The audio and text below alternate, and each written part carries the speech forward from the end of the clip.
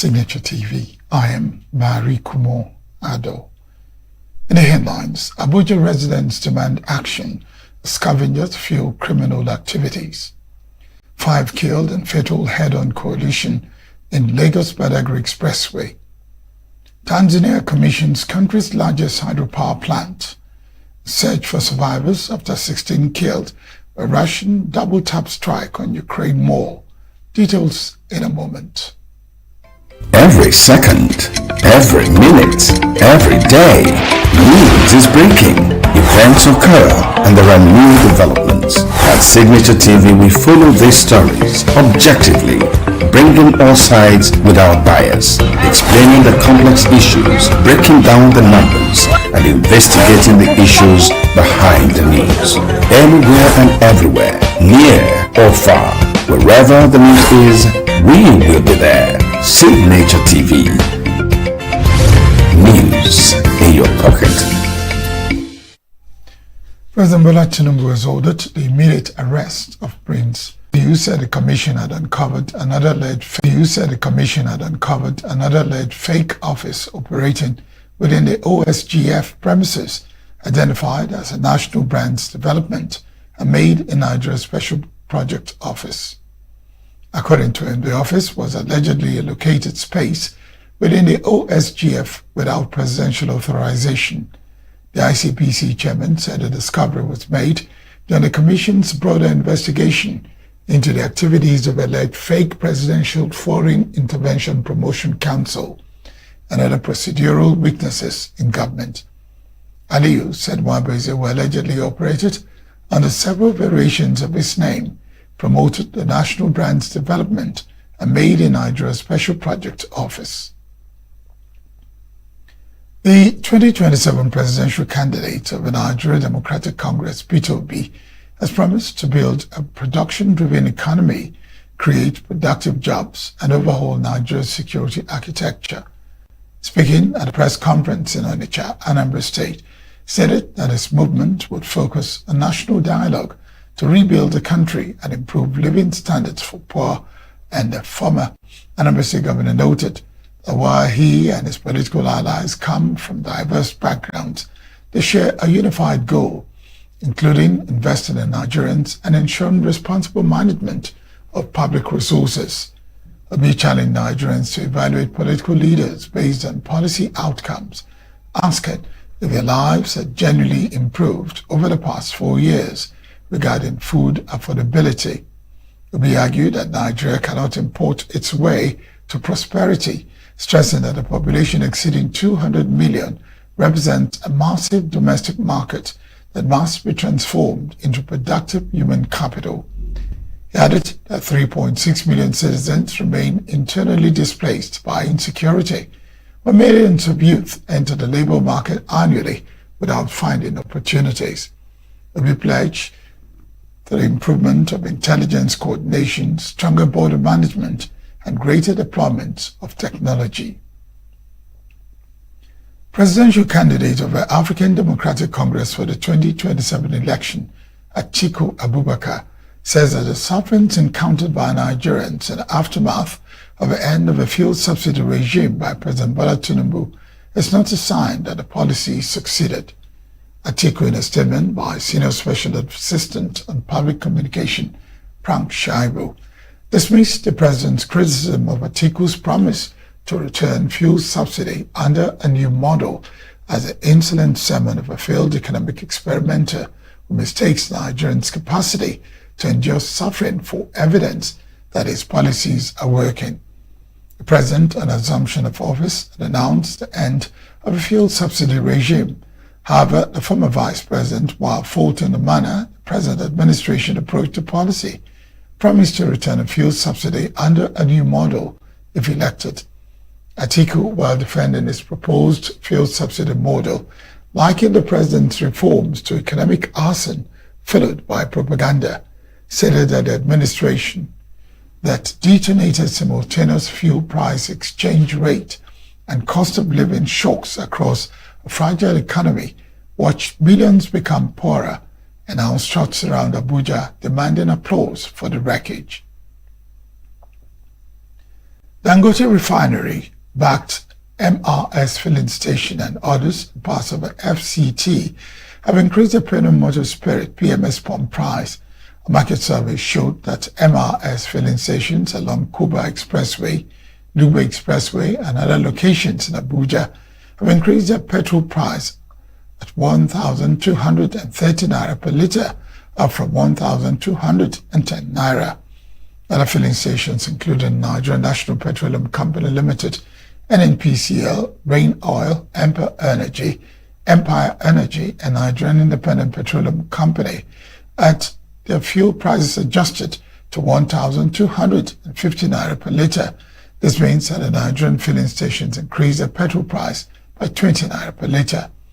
Manager of MRS filling station, who spoke anonymously, attributed the directive to increase the fuel price came from the company's headquarters in Lagos.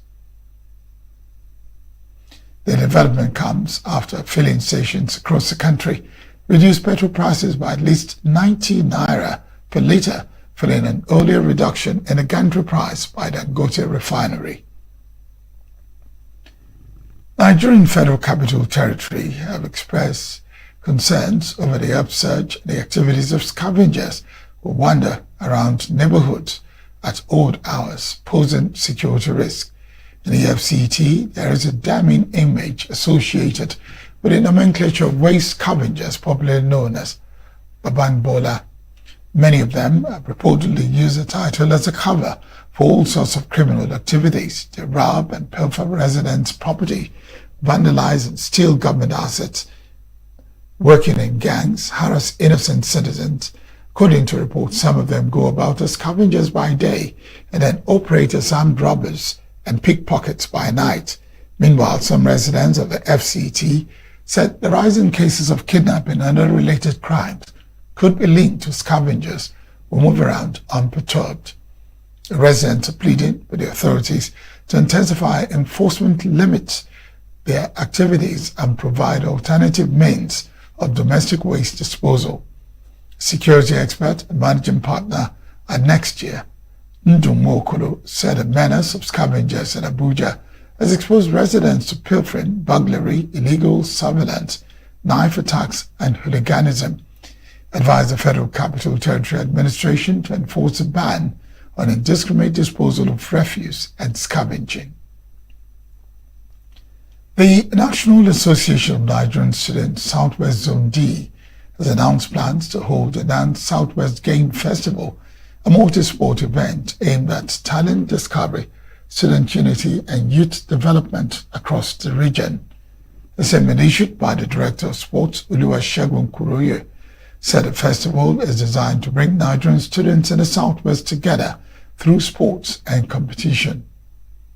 According to the student body, the festival will provide a vibrant platform for students to showcase their sporting abilities, discover hidden talents, promote healthy living, encourage teamwork, and strengthen the bond among Nigerian students across institutions and states in the Southwest. Now, Southwest also listed 11 sporting categories for the event, including athletics, football, basketball, volleyball, table tennis, badminton, boxing, and chess. In also martial arts, fitness, and wellness activities, and traditional and indigenous sports. The association said it seeks support from corporate organizations, government agencies, financial institutions, sports brands, media organizations, philanthropists, and individuals to partner with the initiative. Student body noted partnership and sponsorship opportunities are available and would offer brand visibility, event branding, media publicity, product activation, and strategic engagement. The Federal Executive Council has approved the acquisition and deployment of two new high-throughput communication satellites, NICOMSAT-2A and NICOMSAT-2B, to expand broadband coverage and strengthen critical communication services in Nigeria. The development moves the acquisition and development process into its next phase, with NICOMSAT leading implementation under the supervision of the Federal Ministry of Communications, Innovation and Digital Economy. According to the agency in a statement on Saturday, satellites will complement terrestrial broadband networks by providing wider coverage in areas where conventional infrastructure may be difficult or costly to deploy. NICOMSAT said the deployment is to extend connectivity and increase Nigeria's capacity to deliver satellite-enabled services. The additional satellite capacity is also expected to support digital services in education, healthcare, agriculture, financial services, broadcasting, enterprise, and government, while improving the resilience of communications infrastructure. Managing Director and Chief Executive Officer of NICOMSAT, Jane Nkechi, said that it is a significant milestone for NICOMSAT and for Nigeria, and commend Bola Tinubu for leadership and support that have enabled them to reach this stage. 5 men have been killed in a fatal road crash along the Lagos-Badagry Expressway in Lagos. The incident occurred in the early hours of Saturday, with the vehicles identified as a Toyota Camry and an Iveco truck near Mowo bus stop in a sawmill area. According to the Lagos State Emergency Management Agency, Olufemi Osanyitola Lasema received a distress call about the crash, saying the agency, who arrived at the scene, confirmed that the 2 vehicles had been involved in a fatal head-on collision. He added that emergency responders recovered the bodies of the victims and handed them over to officials of the Federal Road Safety Corps for further action. Preliminary findings suggest that excessive speed and reckless driving may have caused the crash. To prevent further disruption to traffic, Lasema deployed 2 tow trucks to remove the damaged vehicles from the expressway. A major fire outbreak has gutted the popular Spa Mall in Calabar, the Cross River State capital, on Saturday morning.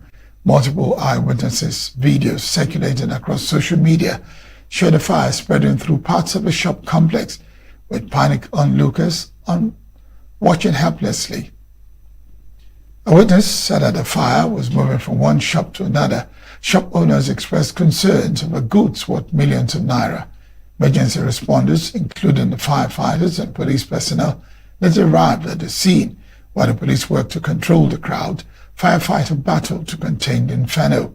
However, the cause of the fire remains unknown, as authorities are yet to confirm any casualties or the extent of financial losses.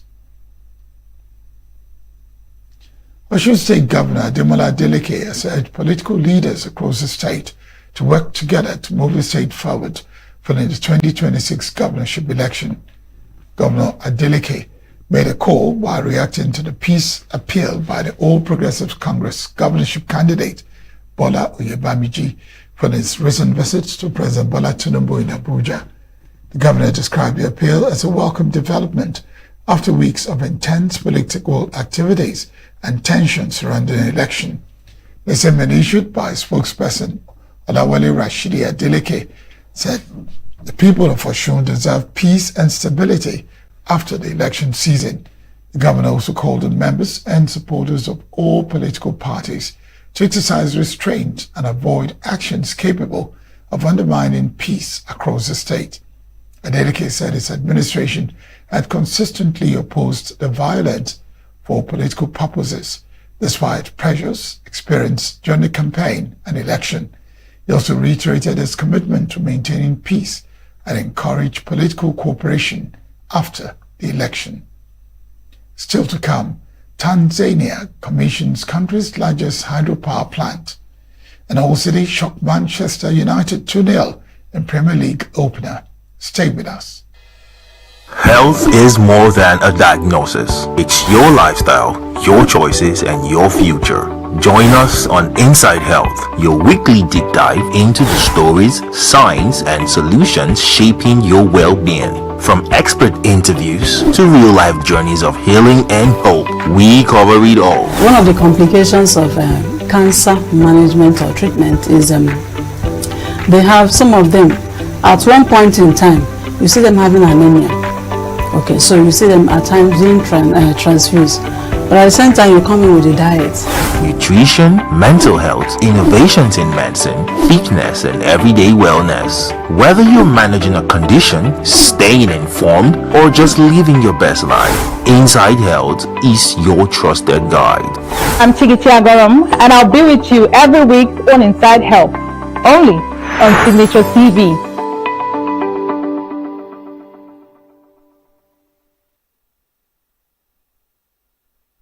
Its largest hydropower plant, a project expected to more than double the country's electricity generation capacity and support power exports.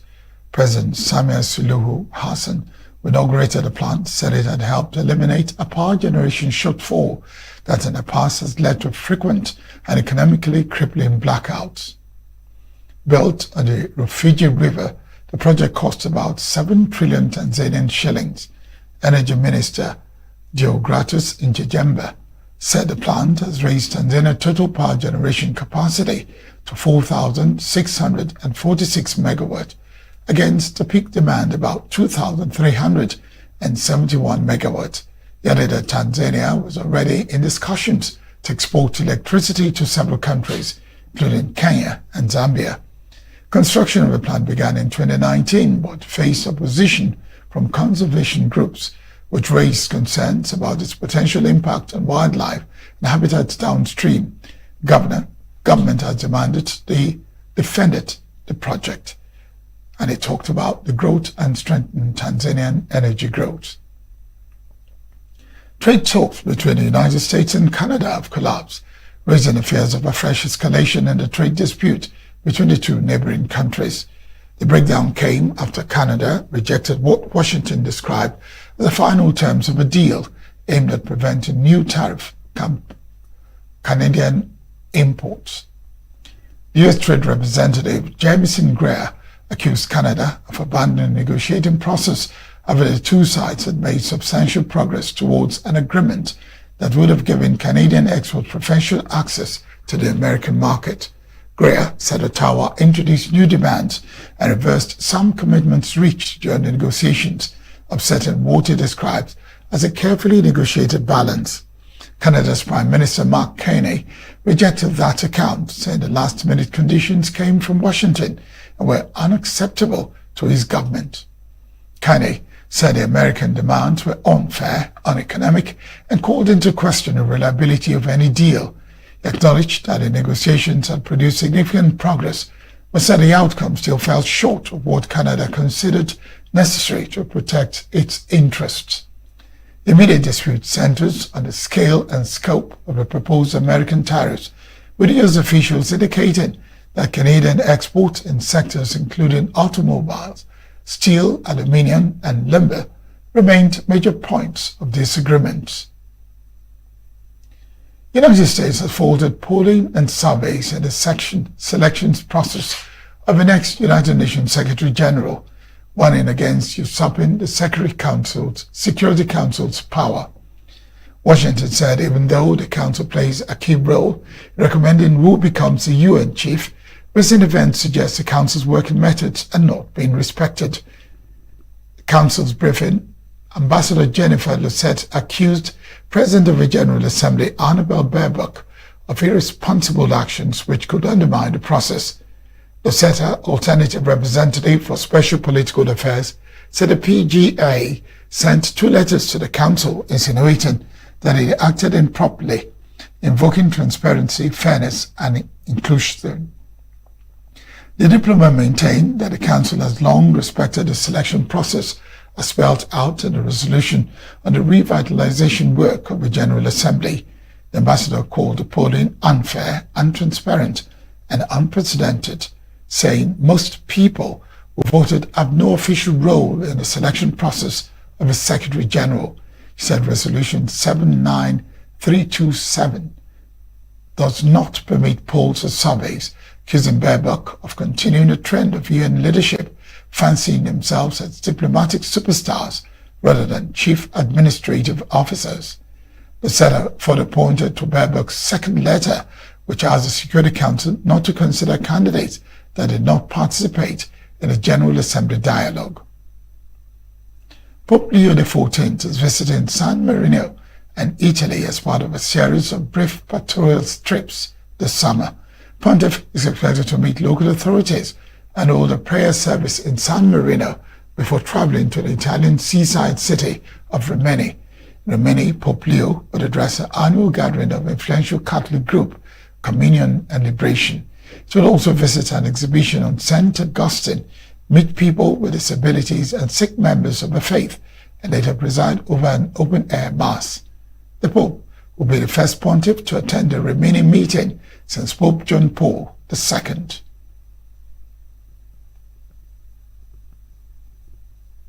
Rescue workers in Ukraine are searching for survivors of a Russian drone strike on a shopping center in Kiev killed at least 16 people and injured 130 others. President Volodymyr Zelensky said that the shopping center was hit in two waves, with a second strike targeting emergency workers who arrived at the scene. Regional military head Olenka Hassan said 23 children were among those injured, while 29 people were in serious condition. Ukrainian president condemned the attack as cynical and despicable. As rescue efforts continued, local authorities in Kiev said one person had been killed after a fire broke out in a warehouse following an alert for ballistic missile. In sports, Manchester United have suffered a shocking defeat at the opening day of a new Premier League season, losing 2-0 to newly promoted Hull City at the MKM Stadium. Hull City, returning to the Premier League after nearly 9 years away, produced a stunning performance to silence the Red Devils and send their supporters into celebration. The Tigers took the lead in the 16th minute through Nigerian defender Semi Ajayi, who reacted quickest after a corner to fire Hull City ahead. Manchester United struggled to respond despite enjoying plenty of possession.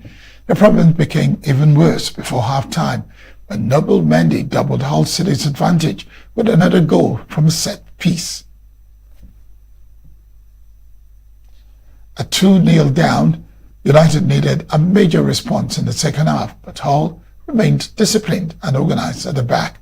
Manchester United introduced Marcus Rashford, making his Premier League return after more than a year, but the forward could not inspire a comeback. The result marks a nightmare beginning to the campaign for manager Michael Carrick, while Hull City have announced their return to the Premier League in spectacular fashion. And that's the global news. I am Barry Kumo Ado, thanking you very much for watching.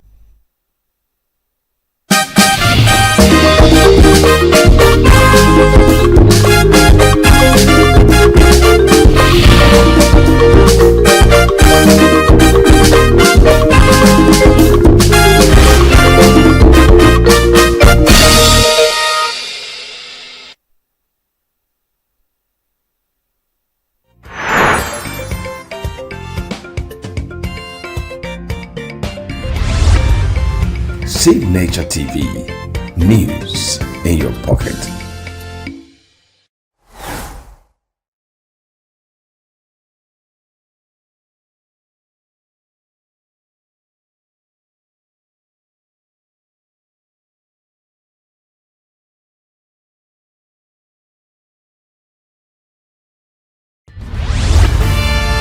We are local.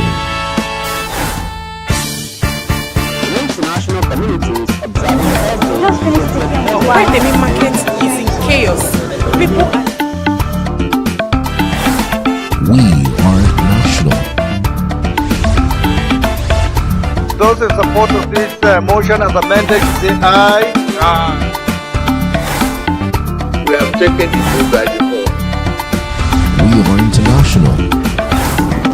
Israeli airstrikes. Donald Trump left us the worst unemployment.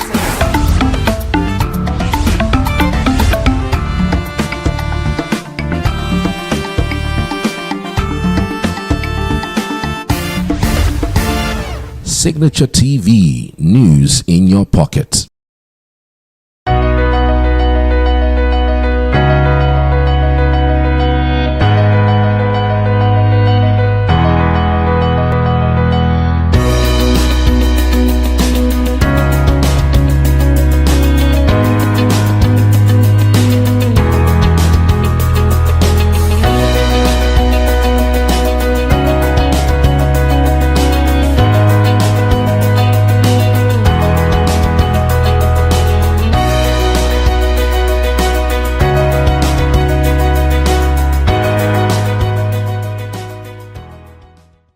welcome once again to the Sage. A wonderful journey, a journey in which we work with you to uncover hidden treasures. Joyful, inspiring, and truly, truly exciting. Yes, it's once again another episode in which, as we had said previously, we meet really wonderful young people who have become entrepreneurs and have made a success of it. Today's episode is full of excitement. For me particularly, it's full of joy. It meets an innate need in me to see a young lady with so much enterprise who is so gifted. I say that because I in particular have a soft spot for young women. I feel young people in our country and in many parts of the world are more burdened, more handicapped by the fact that they lack jobs and therefore lack a viable means of empowerment, economic empowerment. But this is really, really acute for young women. They face all kinds of inequalities, all kinds of handicaps engendered by many factors in our society, whether it's cultural, economic, family, government, in so many ways. Sometimes even nature itself hampers the growth, the development, particularly economic development of the young woman. And so we have a shining example to share with you today. A young woman who never fails to inspire me. A young woman with a heart and the courage of a lion. Full of fun, so gifted, so truly inspiring and wonderful. Please join me as I welcome Jane Okenyi to this show. Thank you so much, Ma. It's a pleasure to be here. When we come back, you'll hear what is so truly wonderful about Jane. And as usual, I'm Dr. Kechi Obuagu, your guide on this journey of excitement. Stay with us.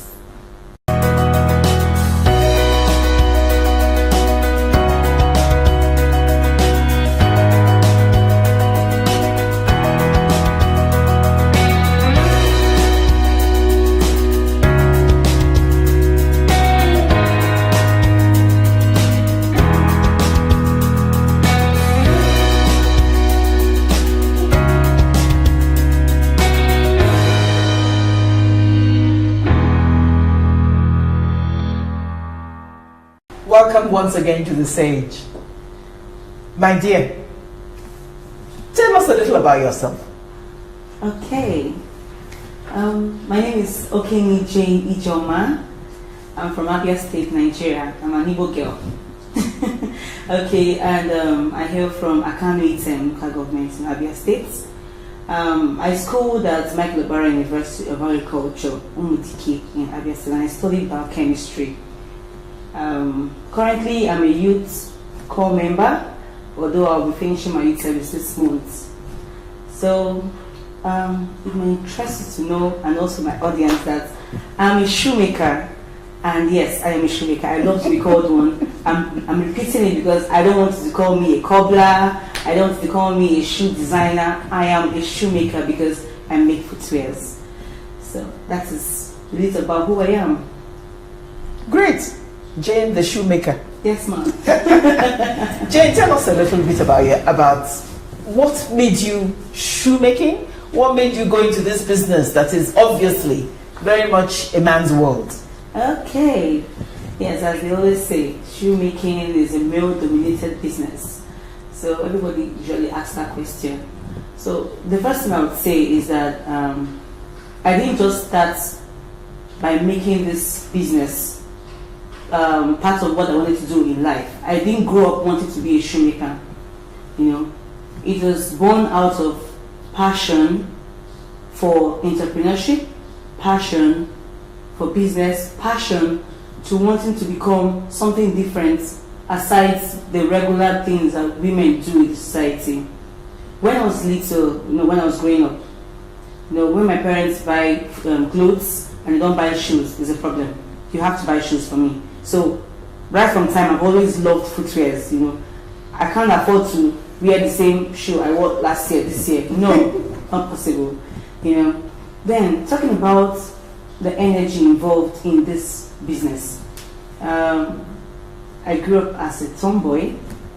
I have a twin brother, so at least that can explain why I grew up as a tomboy. He was my only friend and sibling, so I always did everything he did, you know.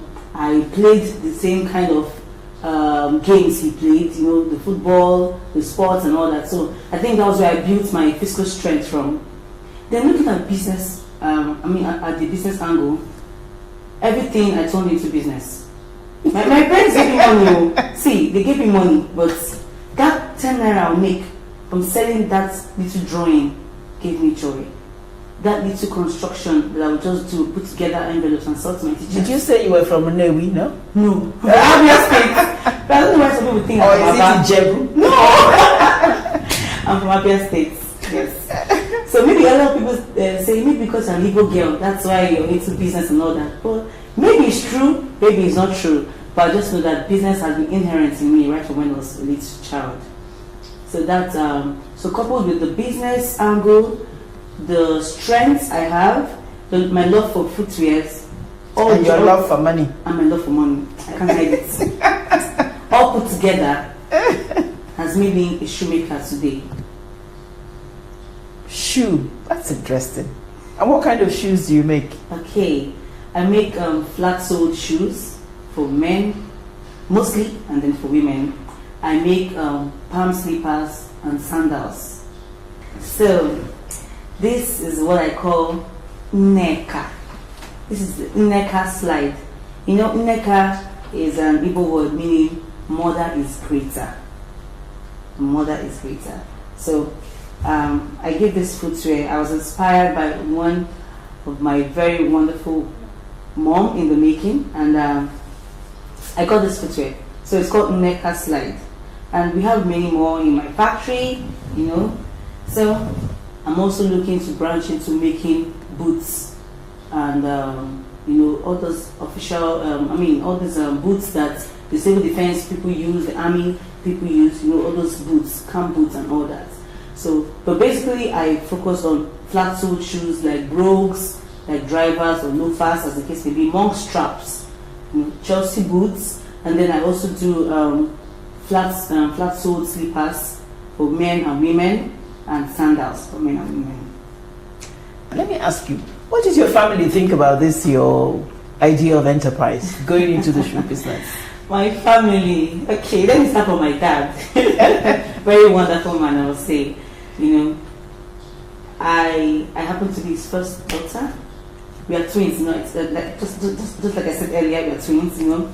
He always wanted me to be a medical doctor, you know. I'll get into the school, finish, maybe after biochemistry, like I studied, further my studies into, studying medicine and all that. But as the case may be, after my 100 level, I discovered my passion for footwear making, and I told him about it, and he just needed to see the way. She said, no, my first daughter cannot do this. She has to be a doctor, you know.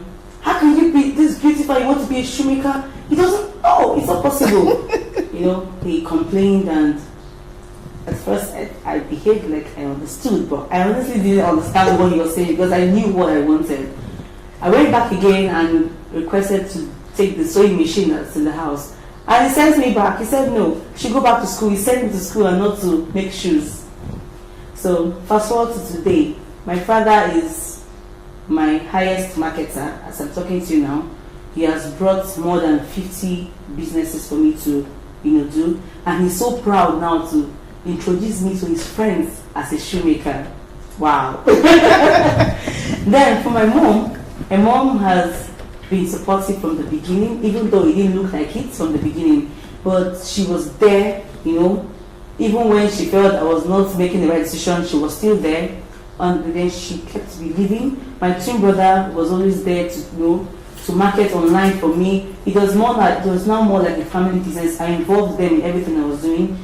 if I'm cutting, everyone is cutting. You know, if I'm coupling, everyone was just there. You know, it was lovely from the beginning. And now my mom, what she calls me is entrepreneur,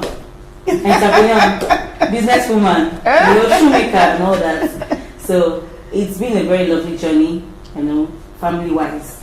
So at the beginning, it was not sweet, but now I think they're believing in you. Yes. Yeah, that is great. That is great. So it's a business now. You have your shop, you have your shoes, you have your brand, and people are beginning to make orders so that you're very busy. Tell us a bit. But let's hear about how did you get there?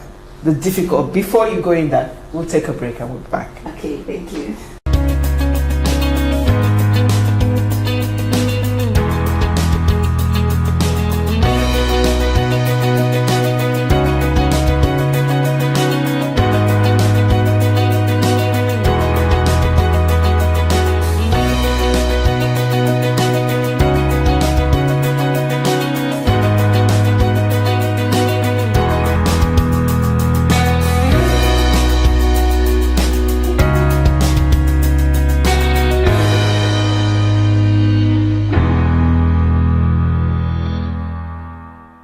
Thank you for staying with us, and thank you for being with us and continuing to journey with us as we talk to this wonderful young lady sitting here with me.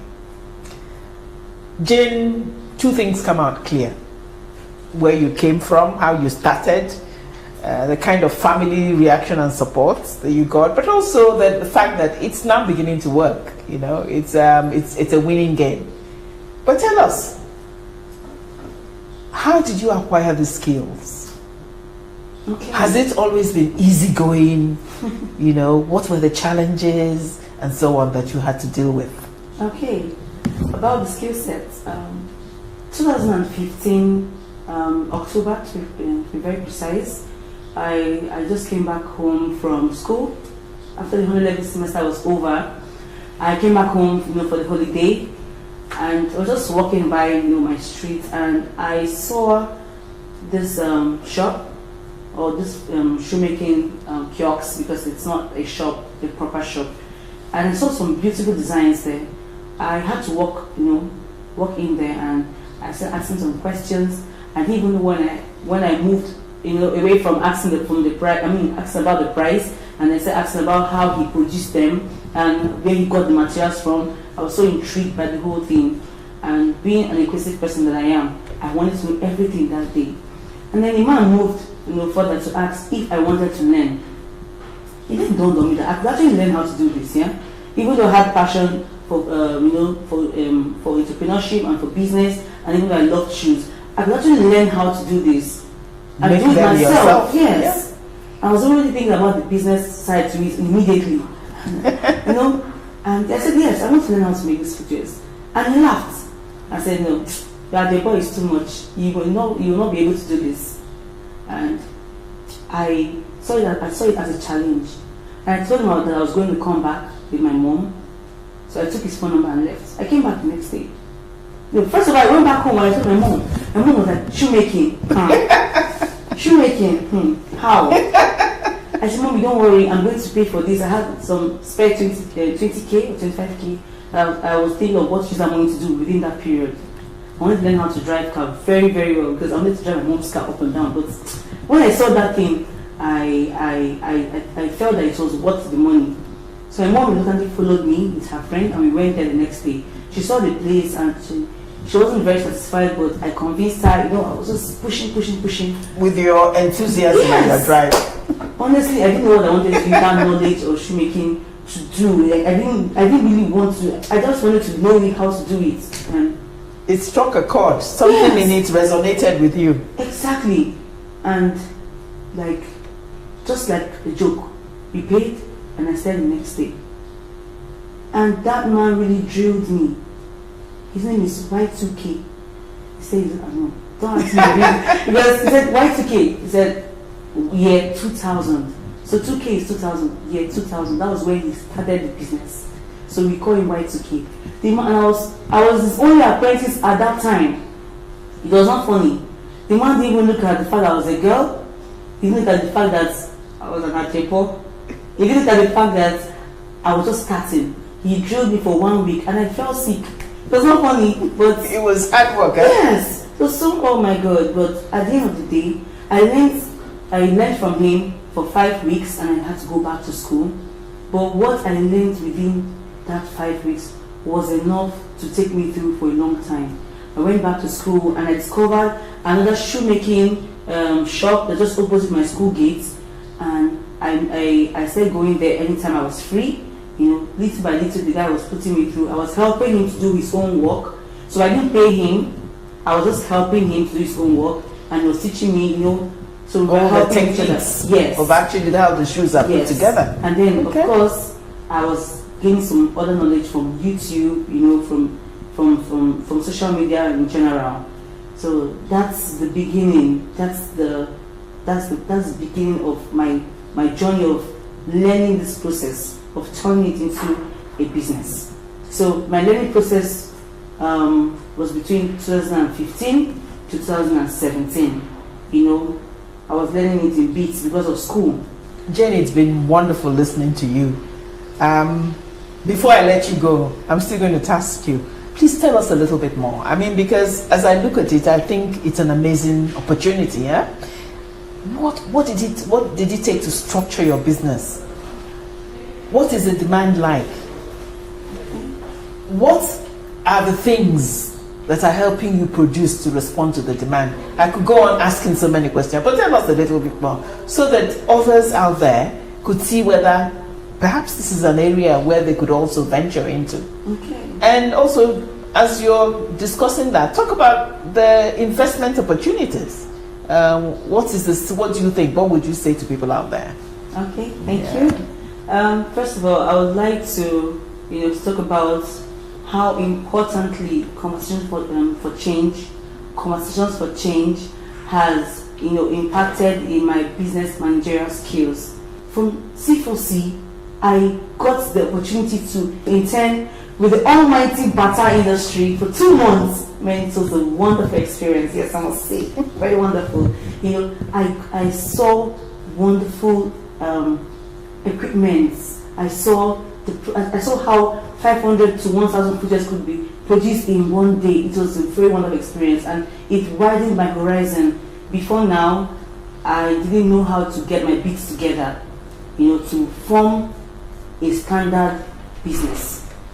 But through the knowledge I have gotten from conversations for change, I've been able to gather my bits together. I've been able to have a very strong managerial skill. And also, when we talk about the human resource angle, I've been able to know how to selectively pick the people that I know that I could work with, either as apprentices or as workers, to make sure that everything will come together to form the kind of footwears I have in mind to give my customers to wear. I have currently 8 apprentices, both male and female, of course, not only women, even men. Yes. So I have about 2 females and 6 males. Yes. And among the males, I even have a little boy, a 10-year-old boy. Yes. And now, even my workers, I have 2 workers working for me. The one currently is with me all the time, and then one is a contract staff. So all put together, I have like 10 people under my supervision and under my care when it comes to business. The demand for footwears have really increased because, when we started, it wasn't like this. But when we started reeling out the products that we have, we really made a lot of noise on social media, trying to see how we could increase our sales and increase patronage. So we make lots of footwears and we send them to different states in the country. So we're not limited to FCT Abuja. Anywhere you are in this country, and of course with time outside the country, we send the footwears to you wherever you are. So you just place your order. Is it expensive to send it to them? No. We don't add extra cost for sending. We work with some logistics company and we use their exact retail price. So we don't add an extra fee. Sorry. So talking about the business in general, like the patronage, it has really increased. And I would say that about 60% of my patronizers are middle-aged men, married, maybe probably, that have a family, because they would like to. You keep the single ones away, eh? No, that's 60%. 60% more are married men that want to produce for themselves, their wives and their kids, or their family members as a whole. About 20% of them are the single ones, the young boys and the young girls, you know. The rest of the 20% are should I say, the people that are no longer so young. I don't want to say they're old, but they're not so young anymore, you know. So, but in general, 80% of my patronizers are men, while 20% are women. Oh, and really? in this 20%, Why do you think so? And in 20%, 10% of them produce for their husbands or their male better halves, I don't know. Then the remaining 10% produce for themselves. The reason why I said so is because I'm a woman, so I'm saying it. Women don't like to patronize handmade footwear as much as men do. They like to buy 5 footwear at 1,000 naira. Or buy 5,000. Than for them to actually bring out some good money to purchase good quality products. Although it's not for every woman, though, but that's just the general idea. Talking about investors and investments as a whole, my business is still very young, is growing even more than I could ever imagine, and is very much open for investors, for partners, for for people who feel that they could make a ton of money out of this. Yes, I'm saying this boldly because this is a very lucrative business. I could have bolted out before now if it was not, because I said earlier I like money and I like to work for my money. So if this business was not lucrative enough to keep me here up to now, this is my 5th year in this business, I would have bolted out maybe a long time ago. So it's open for people who feel that they could invest in shoemaking business, in footwear production business. It's very lucrative. We can use this money to get lots of equipment that will ease the production and also make the production process to be faster and to also get to people more than what it is right now. So it's very much open for investments. Yeah, she's telling you loud and clear. Yes. She's open to people investing and sharing the profits. Yes. And indeed creating jobs and work for so many other people out there. Yes, ma'am. Great, great. We really, really wish you well in that. What would you say to many of the young people out there? What would you... My fellow young ladies and men, I would really like to say this, right from my heart. I would say that you should just keep pushing. Don't allow the obstacles of life surrounding you to weigh you down, because they will surely come. Those obstacles will surely come. A lot of people around you might not see what you're saying to them. They might not see that thing they're trying to paint for them to see. But once you're very sure that you know where you're going to, once you're very sure that your eyes are focused on that particular thing you want to achieve, my dear friends, my dear young people, please don't lose focus. Just keep going. With time, everyone around you will understand. Everyone around you will, in turn, put their hands together to make sure that that place you're going to, you get there faster. But the important thing is that at the beginning, it might not be easy. It wasn't easy for me, and I'm telling you that it wasn't easy for me. But with persistence, or with perseverance, with patience, and with focus, you'll get there. You will surely get there. It's just a matter of time. I love that. You will get there. I love the confidence. You will surely get there. I'm inspired. I'm sure many, many of you out there are also inspired. Jane, it's been a real pleasure to talk to you, to hear your enthusiasm, to almost physically feel your confidence. And we wish you the very, very best as you continue on this trail. Never give up. We know you won't. And we're looking forward to your creating jobs for many other people, young people out there. Thank you, Mom. It's been a pleasure. I hope you've enjoyed the journey on this particular episode. We can all make it together if we, like Jane, follow our passion and are ready to work and make our dreams come true. I thank you once again for being with us on this exciting journey. And please do be with us again next week as we bring you another inspiring young person. Thank you and goodbye.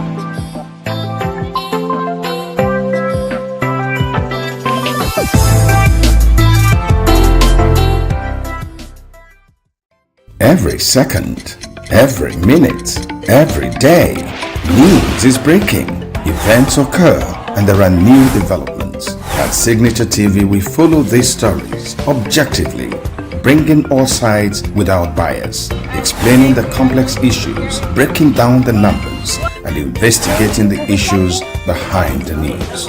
Anywhere and everywhere, near or far, wherever the news is, we will be there. Signature TV. News in your pocket.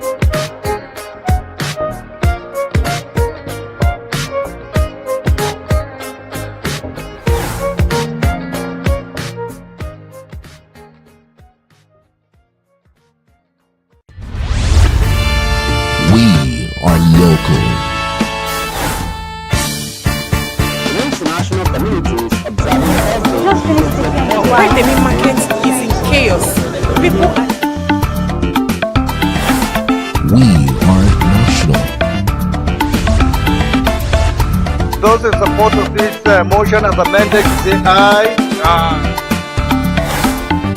We have taken the vote by default. We are international. Israeli airstrikes. Donald Trump left us the worst unemployment.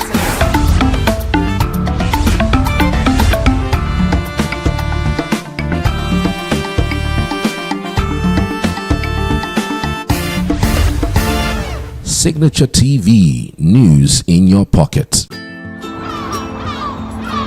Bright and early as the day breaks, as the newspaper headlines trail the stories that shape the day, we at Signature TV trail the headlines that trail the day. We interrogate the headlines. We analyze the stories that make the headlines. WAEC is overrated, and they even overrated themselves and went into CBT. They are insensitive of some Nigerian children who have never had what they call CBT. With passion and emotion, we drive the conversation to change the narrative.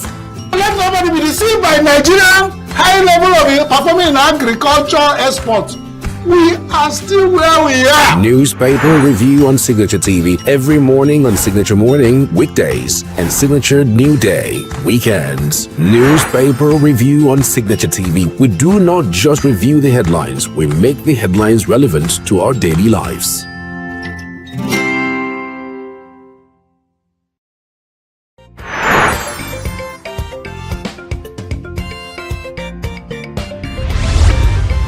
Signature TV, news in your pocket.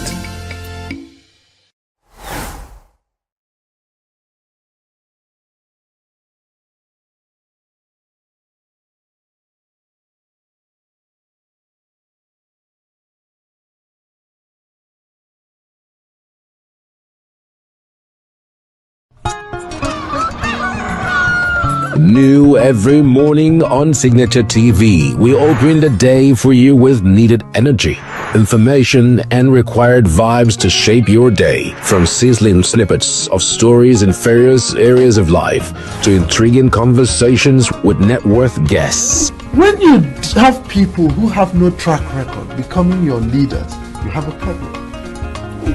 There is no outstanding gratuity when Obi took over from me. I left, in all the accounts of Anambra State, 13.8 billion for him. Your day cannot be complete without Signature Morning on weekdays and Signature New Day on weekends. There is no better way to start your day except Signature Morning and Signature New Day every day on Signature TV.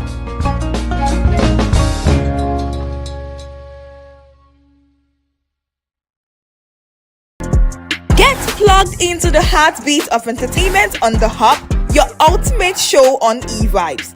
From trending stories and social media drama to top charting music, must-watch movies and exciting moments from the world of arts, we've got it all. Join us for unmissable conversations with your favorite entertainment personalities, plus fun segments every week. I should try harder, so... Okay, I don't know that one. Outfit of the day. Oh, I don't do that. That's some Gen Z stuff. Oh, now you say it's a Gen Z stuff. It's everything you love about entertainment, served fresh every week at 1 p.m. with weekend repeats just in case you missed it. The Hub's on E-Vibes, where the vibes never stop. Only on Signature TV.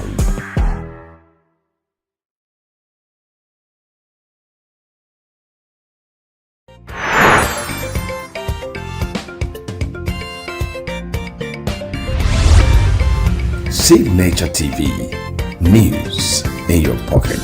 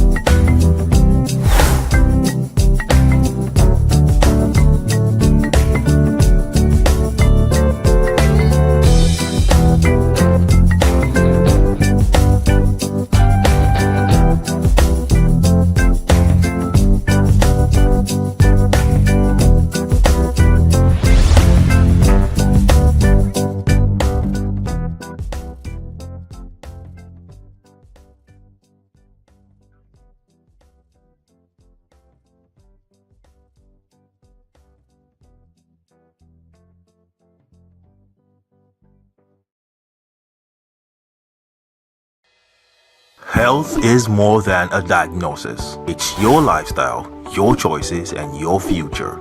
Join us on Inside Health, your weekly deep dive into the stories, science, and solutions shaping your well-being. From expert interviews to real-life journeys of healing and hope, we cover it all. One of the complications of cancer management or treatment is they have some of them at one point in time, you see them having anemia. Okay, so you see them at times being transfused. But at the same time, you come in with a diet. Nutrition, mental health, innovations in medicine, fitness, and everyday wellness. Whether you're managing a condition, staying informed, or just living your best life, Inside Health is your trusted guide. I'm Signaturetv, and I'll be with you every week on Inside Health. Only.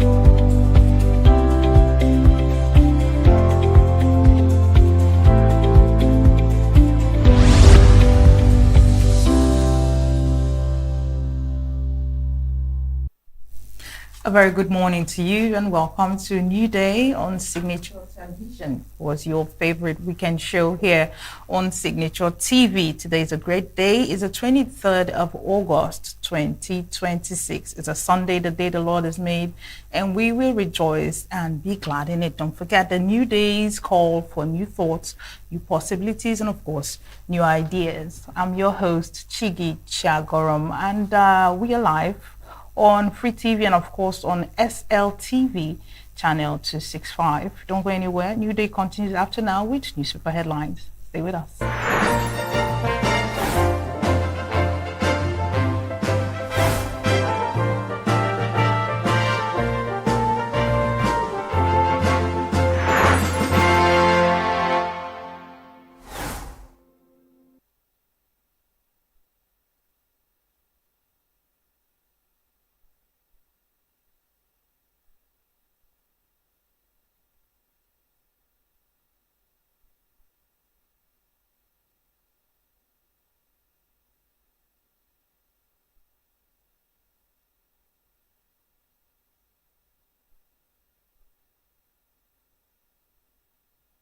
And if you're just joining us, don't forget that this is still New Day, your favorite weekend show on Signature TV. Welcome to our newspaper headline segment. First up, the Sunday Tribune, and boldly written in front of the National Daily, what Nigerians must do to make their votes count, coming from rights activists. And then, of course, above the Sunday Tribune mast, traders lose millions as fire raises shops at popular Ibadan market. With rider, I just restocked bicycles worth over 100 million naira, woman laments. On page 26 of Sunday Tribune. And on page 20, 4 family members die after eating amala. 9 hospitalized. But rider, Kogi government orders investigation. Still on Sunday Tribune, Wike orders crackdown on taxi drivers, car dealers occupying green area. On page 29, with rider says, Apokachi Road, dream come true.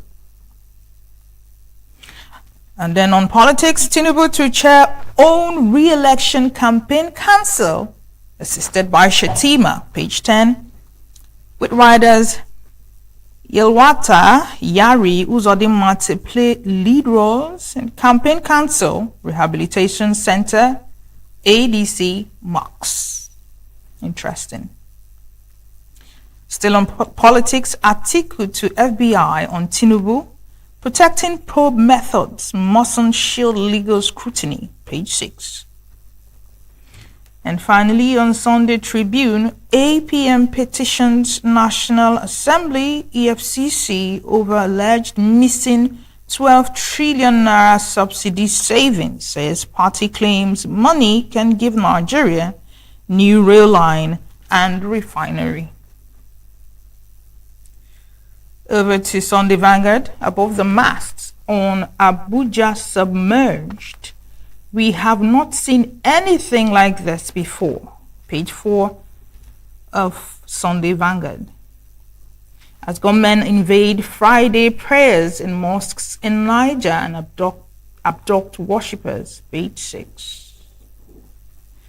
Below the masts on 2027 campaigns, all eyes on Tinubu, Atiku and Obi amid anxiety over hate speech, personal attacks, ethnic insults. On page 26 of Sunday Vanguard, it was a mistake that Mr. President did not attend peace accord signing, coming from Adeole on page 12. Yari emerges as APC presidential campaign DG, Uzodinma secretary. Page 6. Tinubu is chairman, Shetima vice, Dele Aleke campaign spokesman. BC Akonde, Oshoba, Okorocha, Italiwa are advisors. Still on Sunday Vanguard, alleged fake agency claims Buhari era approval maintains federal character. Page 6. On Imo West 2027, Uzodinma Okorocha fight as governor's bid raises a constitutional question. Hundreds of mystery bodies in Imo, according to Amnesty, on page 7. On business, we are deeply Nigerian, coming from MultiChoice CEO, page 10. And finally, or rather, before we get to the final news piece, Goronyo boat's tragedy death toll hits 65 as search operations resume. Page 6, and we end this particular newspaper read with entertainment on page 18. Feishara Hassan says, I produced my first film at 18. Well, congratulations. Over to the Sunday Nation. Above the mast, Tinubu heads APC 2027 campaign. Cancel. Yari named DG, page 4, with rider Shetima Ilwata, vice chairman, Uzodinma secretary. Still on fake agency, how fake agency plan to swindle foreign firms, on page 6. I beg your pardon, page 5. Exhibitors charge $1,800 per 22 square meter. Below the nation's masts on 2027, storm in opposition camp ahead single candidate summits. With riders, fresh war of awards erupts between Atiku and Obi supporters. Rival camps trade accusations and insults on social media. Kogi probes death of 4 family members and dog after Amala meal, page 2. Scores feared dead. Scores feared killed, abducted in Lakurawa terrorist attack in Niger communities, page 2. And finally on Sunday, Nation Party Chairman slumps, dies at reconciliation meeting, page 2. A very sad one at that. Over to The Guardian, the Weekend Guardian. On politics, page 8 of The Guardian. Electoral justice will ultimately drive peaceful elections in Nigeria. And spotlight how leadership, innovation, and trust can make Nigerian universities resilient, page 26. Below the Weekend Guardian, on 2027 polls, 5 politicians should embrace issue-based campaign, on pages 4 and 5. Concerning food security, Afenifere seeks robust military action to curb banditry in Southwest and boost farming, page 2. Still on the news, on 2027, INEC to conduct mock accreditation in November. Ogoni leaders fault resumption of oil exploration amid dialogue. Page 3. On power sector woes, experts propose cassava effluent to energy solutions. Page 36. And still on the news, U.S. court permits FBI to review Tinubu drug case files in private. On 2027, Tinubu Adeleke on danger of assumptions on inside staff, back page. Still on 2027, National Rainbow Coalition for Tinubu underway, Wike reveals, page 3. And finally, on the Weekend Guardian, fake agencies, Tinubu suspends 3 permanent secretaries as ICPC uncovers fresh scam. Goes on and on. We beam our flashlights on Sunday Punch. Above the mast, on 2027, Tinubu demands victory as Yari Uzodinma lead campaign, page 4. FAAC trillions, governors list projects, Nigerians await relief, page 14.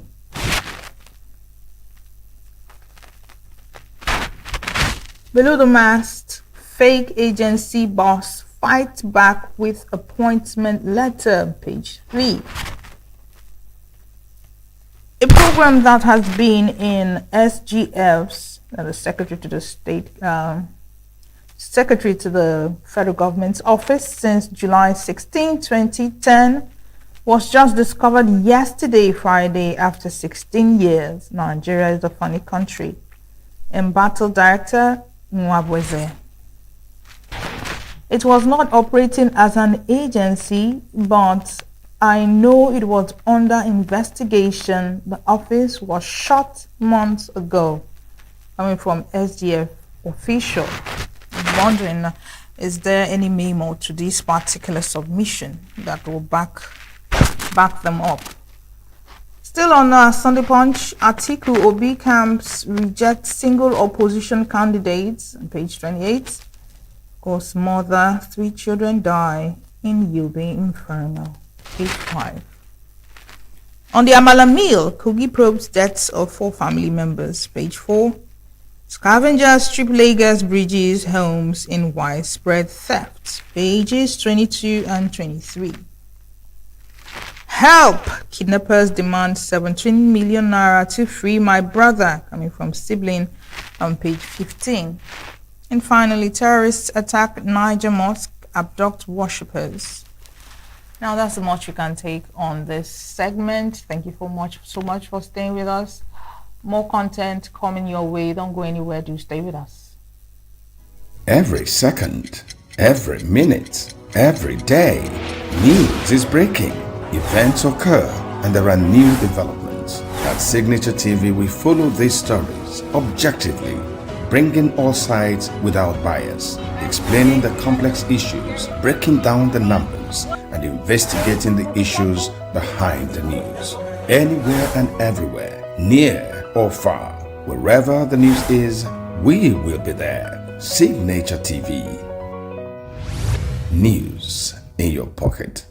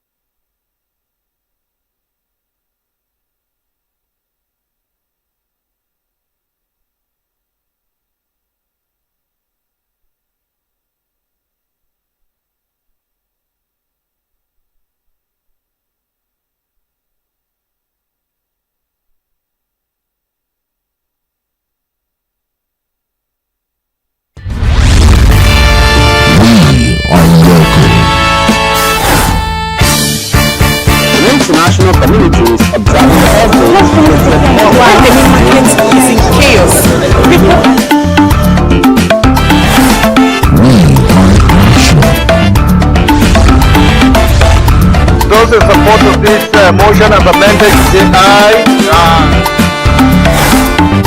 We have taken you by the vote.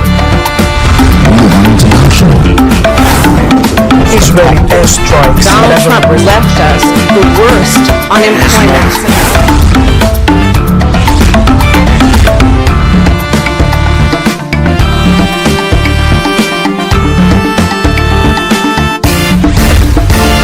Signature TV, news in your pocket.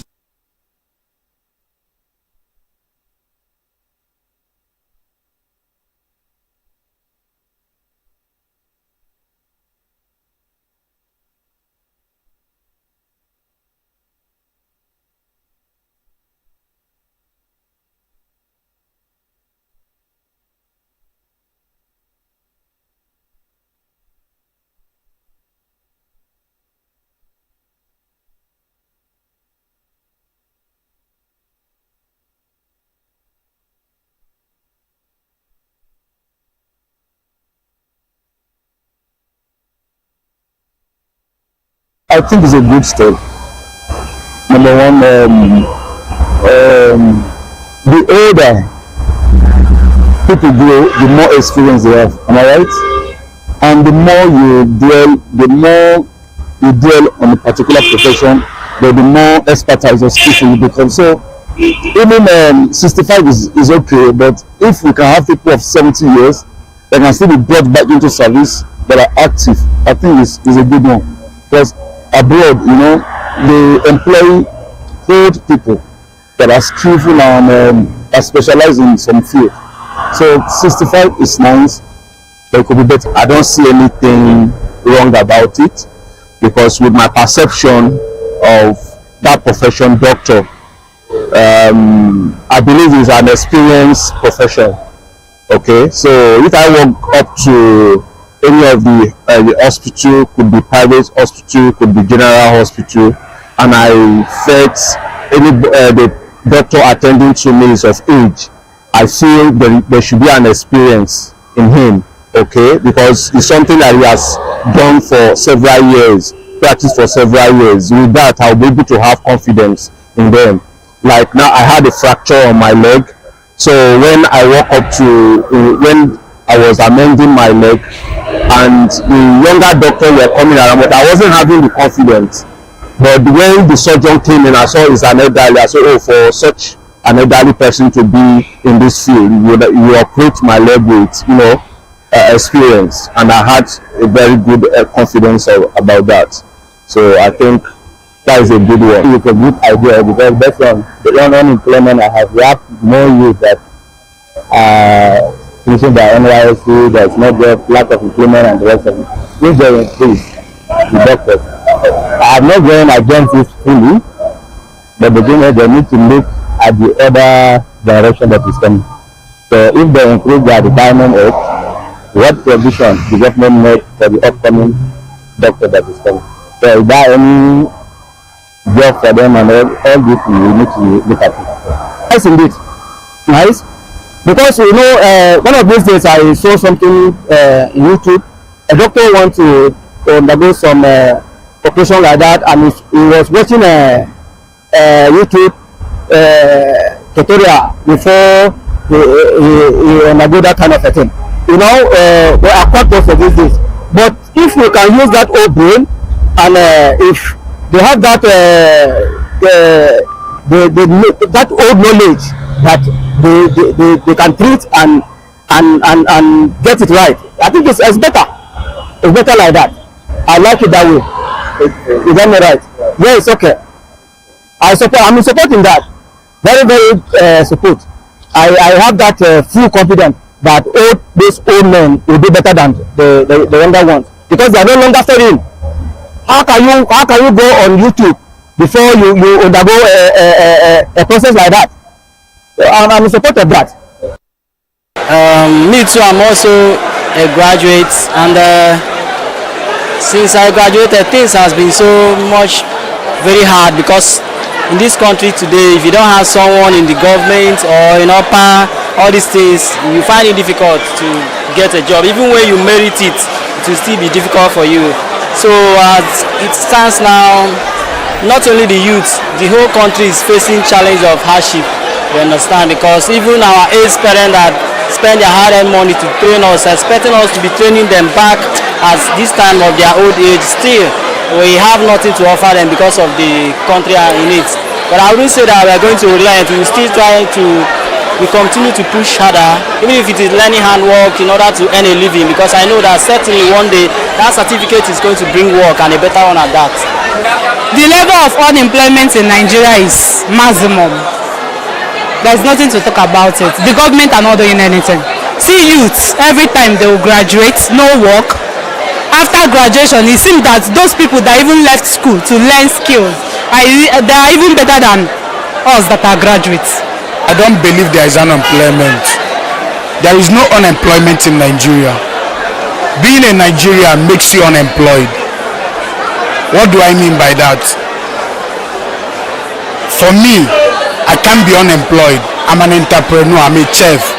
So I started cooking from a tender age. I learned it from my mom, then I furthered into catering school. So I feel the parental upbringing should also help in curbing unemployment. So I don't think there is unemployment. Anybody that is unemployed in Nigeria just chose to be unemployed. The problem we have in Nigeria is we always look at the government.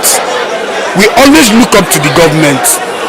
This time around, we don't need to look at the government. We should try to strive. We should try to, like this I can't be unemployed. I keep using myself as an example. I employ people. I'm a chef. I cook. I run Otazi mobile services. So I don't see the reason why there should be unemployment. Let us leave government aside. Though we need them. And that is where we should come together and look at their policies. Checkmate policies. That is where we will start looking at government. But if we are waiting for government to provide everything, it's not in Nigeria. I graduated in 2019 from Delta State University, and since then I haven't got a job. I've been doing everything on my own. That is why I decided to join this skill acquisition, which is investing into agriculture, and that is why I'm here today, so that I can improve myself in agriculture. And government need to understand and hear about this as well, because they need to improve as well in providing job opportunities for students as well.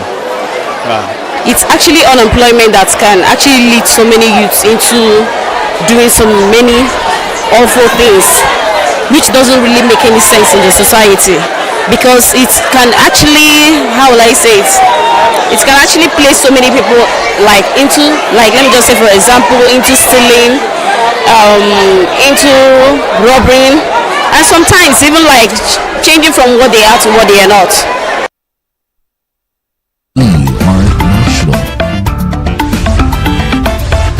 Those in support of this motion as amended say aye. Aye. We have taken it to by default. We are international. Israeli airstrikes. Donald Trump left us the worst unemployment.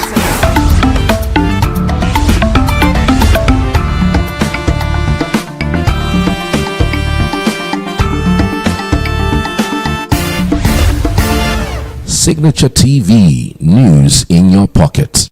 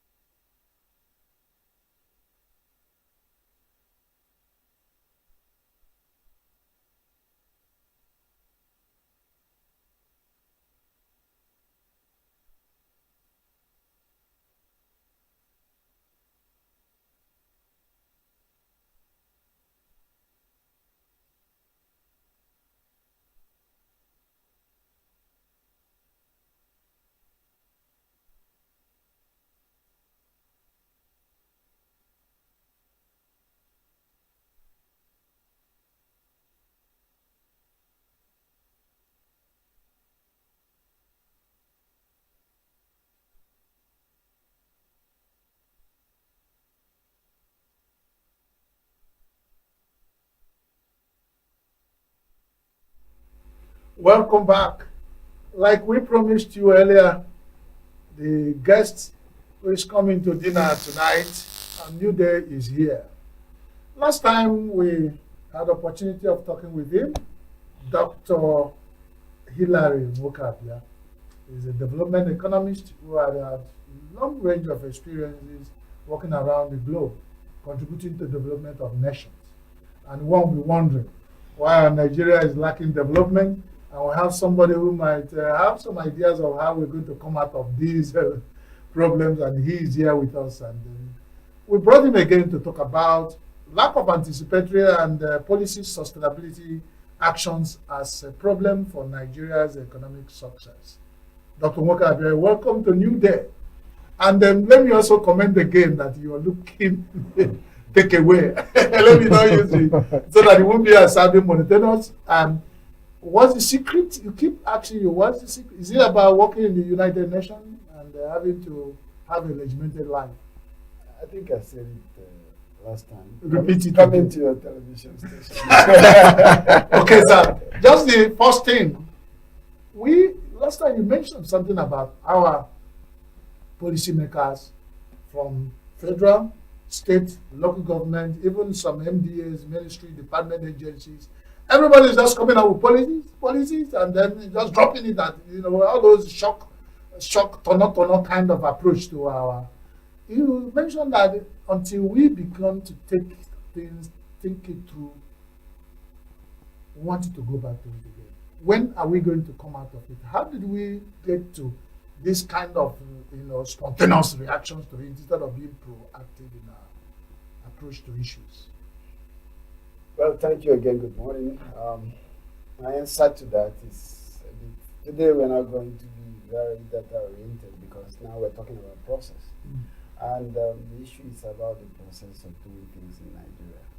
Well, I think also last time Dr. Ibeneme talked about oil and all that.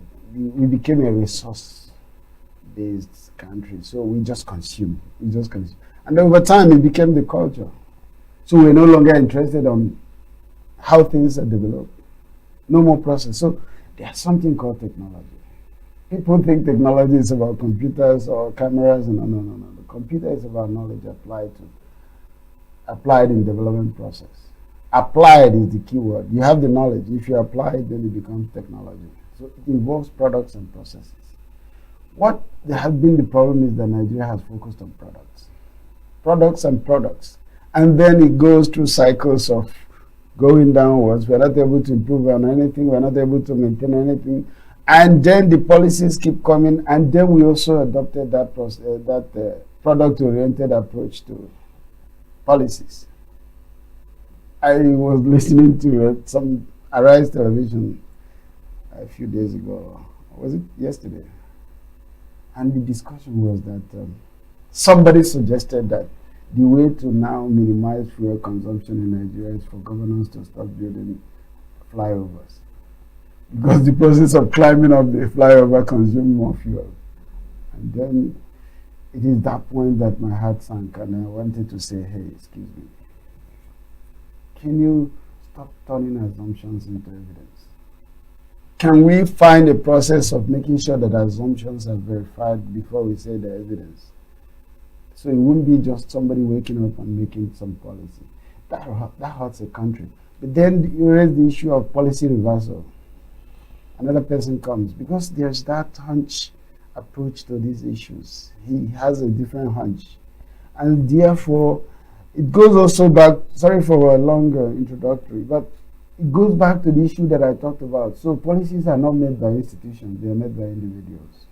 And that hurts the process. So to what extent does policy continuity affect development, in administrations? Just for example, we know that before the current administration came in, there was a subsidy on fuel, right? And then this administration came without proper planning, takes that away, and see where we are. I appreciate your word without proper planning. And that is what I'm hitting on, the proper planning.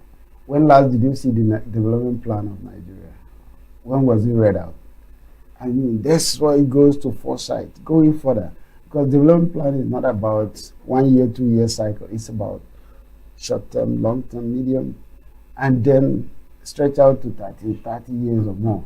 So when you have a very clear development plan, there are those short term measures that you have discretionary power over. But the long term plan the institutions maintain. So it's like you have to budget for them. But then if you have base everything on short-term cycles, and this is what I've seen all over the world, if you don't maintain, and it's not even an individual, because like I'm sitting here, I mean, I don't think I'm getting there, but if I become president, the next day I scrap this issue of not building flyovers. So what I'm saying is that if we leave it to individual discretion, and then we have our own emotions imputed into policy making, it dies away. But that of policy is a very rigorous process. The rigor is beyond an individual, and it has to be incorporated. So policy reversal is often when there are a few people that made them, and they made them in their interest, and then you see them get reversed very quickly, because everybody's pursuing their own interest. Therefore, there's a solution to that, and that's quick. That goes back to the issue I said. If I have to change the Nigerian situation, I'll start by reforming the macro institutions. There is household institution, which is the foundation of all these things, and then there are all the other institutions. But then the overall institutions are the ones that determine what gets permitted and what's tolerated. You are from Achi, Ojiriva in Enugu State. In Enugu here since 1999, every governor that comes with their own policy, pronouncements, and direction. Sullivan Chime came with the 4-point agenda. Lawrence Ifeanyi came with the rural development. And now current governor, Mr. Peter Mbah, is come with the disruptive innovation. However, the governor has made attempts to revamp some moribund assets and completed some abandoned projects like the Presidential Hotel and the International Conference Center. Do you think there is hope? Are things changing for the better? Is the Enugu State policy incubation getting sustainable, or is it still the usual old system? Well, to a large extent, it's still the usual old system, because it is not either partisan or individual approach that leads to that sustainable development. It has to be the institution. Once you make policy, there's national planning, there's state planning and all that. They have some standard by which they approve policies. Basically, what individuals can do in any policy is the strategy. How do I get this achieved? It's not about the policy itself. It's like the law of the land. If everybody has to change the law to fit, maybe they're already doing something like that. If everybody has to change the law to fit their own personal needs, then you have no law. Yeah. So it's a bit, policy is a little below law. The policy is like about what's get tolerated. Like the Bible of the society. Well, the law is the Bible, but then the policy is about what step do we take to get these things going. Yeah, economy is not under law. It's not like you can say, oh, we must grow, or we must achieve what we call sustainable development, what we call good growth. But you must allow an institution some steady state in this system, and that is the institution that maintains, whether Sullivan comes, whether Mbah comes and all that, there are standards that they must adhere to. And that's where you say nobody is above the law. There are things that you imbibe in the law that they cannot exceed. But if you leave everything open just because they're elected, that it becomes a problem. So it is the public institution that hold them accountable to a level. So you don't just abandon because somebody else adopted it. No. What did you do when you was adopting it? Some people adopted it.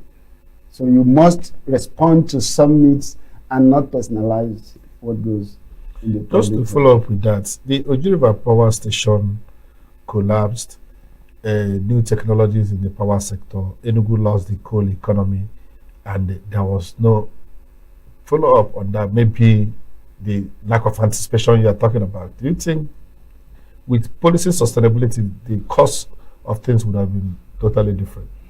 Well, if you want to go to the tacit element of sustainable development, sometimes we call it good growth. good growth, there is something that keeps some of these things in check. It's called technology. Yeah, innovation and technology, which is why you talked about the current governor, and you talked about disruptive innovation. Of course, all innovations are not good. You can innovate in the wrong direction, but still, again, the problem. Yeah, so there is that good growth that you must achieve. So technology drives it. It's like the people have to come up with an idea that amends whatever was done. And that's why what you call actually democracy. It's not just about going to vote. It's also about saying how things must go. And it's also about being incorporated in the process.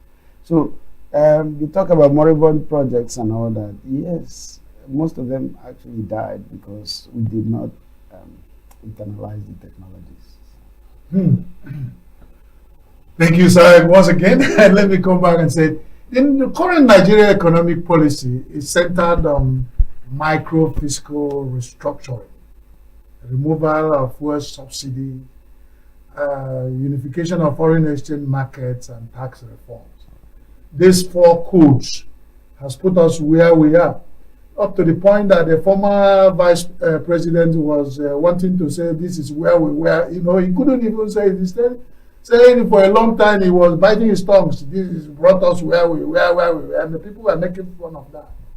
Now you find in some governments, like I keep mentioning from head to toe, the yes templates, houses of assembly, national and states, are just yes members.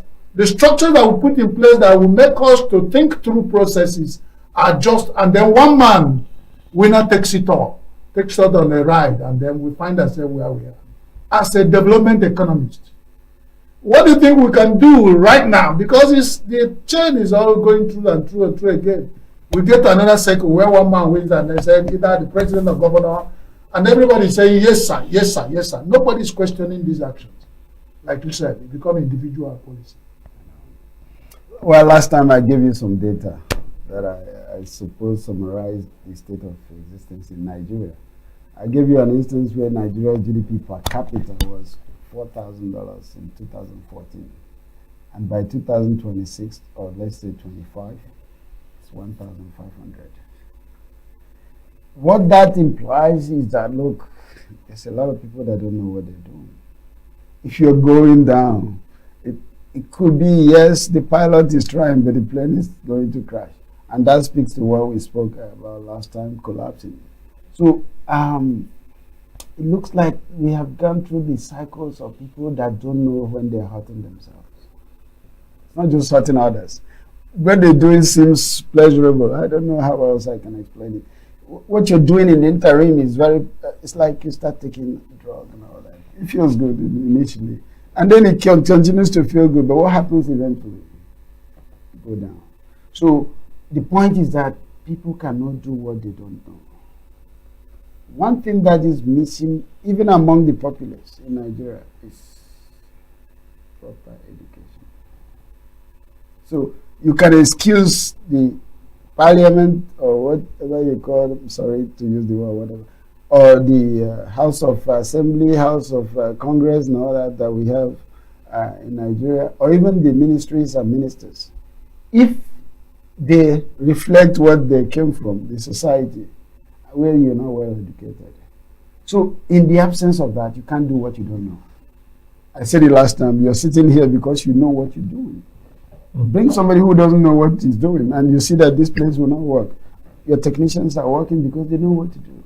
So what happens is that the first thing that happened was that we destroyed our education system. When I went to school, maybe that was the time that we started destroying it. And when we started scrambling to go abroad and all that, that's where we destroyed it. And some of our mates are now the ones leading. Let's go back to your years of experience, being an economist. You've come across different administrations, not just in Nigeria, but internationally. The question now is, should policies be protected legally, to stop political interference, and to guarantee consistency and long-term implementation? That's a very great question. Everybody's asking that question, but then who is going to protect it? It's still the people. So the best thing to do is to protect the people who are going to protect. And how do you protect them? You educate them, you prepare them. So if you want to really change the policies in some of the countries that I've been to, United States and all that, yeah, you see people coming out to debate. And people who know why that policy was adopted. And you see an educated population absorbing that debate and refusing. And therefore, because they're educated, it's a cycle. There's no God that will protect anything. It's a cycle. If you don't go towards what they think you should do, you get dismissed. They throw you out. You don't get elected. So that goes back to the people I was talking about. So it's a cycle. It's an ecosystem. Let me use that word. Okay, ENUGU moved from 36th to 6th in the ease of doing business index. How do we build a sustainable system that will make sure this does not collapse as soon as this regime leaves? Also, you like to cite the Rwanda example. I want to ask, what worked for Rwanda, Malaysia, Indonesia, and all the developing countries that have made serious gains, Brazil, in the last few years? I will give you one thing you do in life is that if you don't have that initiative of your own, you imitate, you copy. Some of these countries copied. Yeah? So they adopted policy. But there's one more thing they didn't do. It's just adopt policies for the sake of it. They went and learned what it requires to sustain that policy. So if you don't learn, if you pick the product and you don't pick the process, and maybe that's the biggest problem in Nigeria. People pick, you can see, I mean, you have a very fanciful studio and all that. But eventually you realize that if you don't understand how this works, or nobody understands how it's constructed, it decays on you. So there's more important part of technology that's about the process than the product. What is missing in Nigeria is that we copy, we're easily bringing in products, loading products, and they're decaying on us, and nobody can sustain. Because, again, going back to the fact that we are oil country and oil-rich country, and then we are consuming a lot of imports. We have now made it a specialty to continue consuming. But nobody is caring about the tacit elements, the so-called intellectual element. Intellectualism is an endangered word in Nigeria. I don't know. I have to survey that. I don't want you to accept my assumption. But from what I have observed, if you start talking intellectual issues, very few people have patience to even listen to you. But that is where rigor comes to everything you do, and that's where sustainability stands. So if you just bring in product and start consuming, which most of us do at the moment, you realize that eventually when it starts going bad or when it starts depreciating, you don't have anything to contribute to it. Wow, wow, that's crazy. And we are getting excited because we're going to come back. We'll take in the product, we'll drop the process, and it's bringing us to work. We'll come back to you, Dr. Nwokabia, after this short break. Don't go away, for you to brace up. We are dealing with a lot of big Oyibo here, so let the people digest some of them before we come back. We'll come back shortly. Don't go away.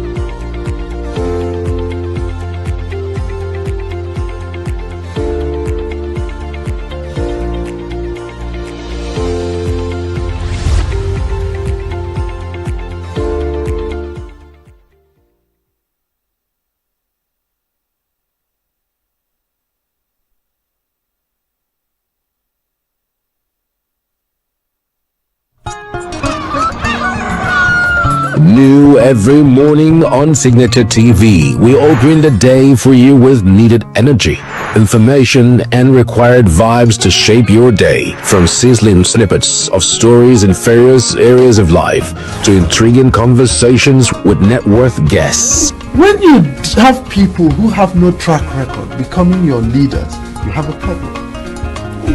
There is no outstanding gratuity when Obi took over from me. I left in all the accounts of Anambra State 13.8 billion for him. Your day cannot be complete without Signature Morning on weekdays and Signature New Day on weekends. There is no better way to start your day except Signature Morning and Signature New Day every day on Signature TV.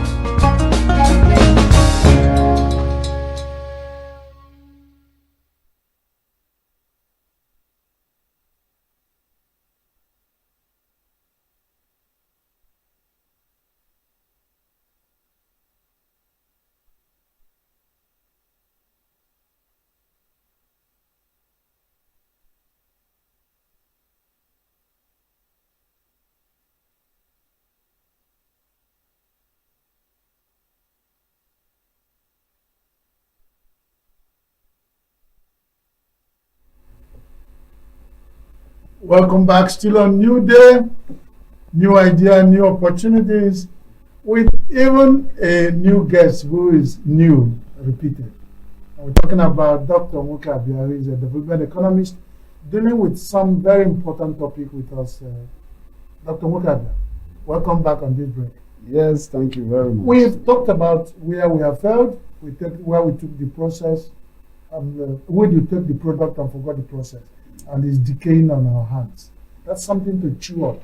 Now, what are some of the areas, point out some of the areas where process and the product have been taken, and then follow the process to break the product and is yielding the result, so that we pick from there and know how we can adapt that to Nigeria's situation.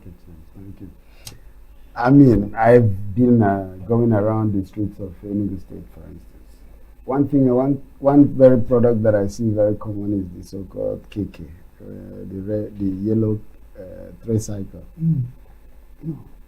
If somebody was to ask me tomorrow, and I have hit on another thing, the driver of that sustainable or good growth is called technology. I think I defined it before the break. What happens is that when you are doing this thing, trade is very important. So you go to the KK factory, and this is not about those people who buy the KKs. No, it is about the trade minister or trade commissioner who is in ENUGU State. You go back, you now know what your people need. That's why also data is important. You now know that people are now depreciated to the point of majority buying KK, but then you are buying 3 million of them. And you are spending maybe, I don't know what would be a good estimate, 12 million. I'm just being modest on my estimate. At the end of the day, we spend 12 million importing KKs from somewhere, India or something. There's what is called, there's a policy that you must do, offset policy. The offset policy, and I'm talking of something that we can do to amend that technological gap that we have.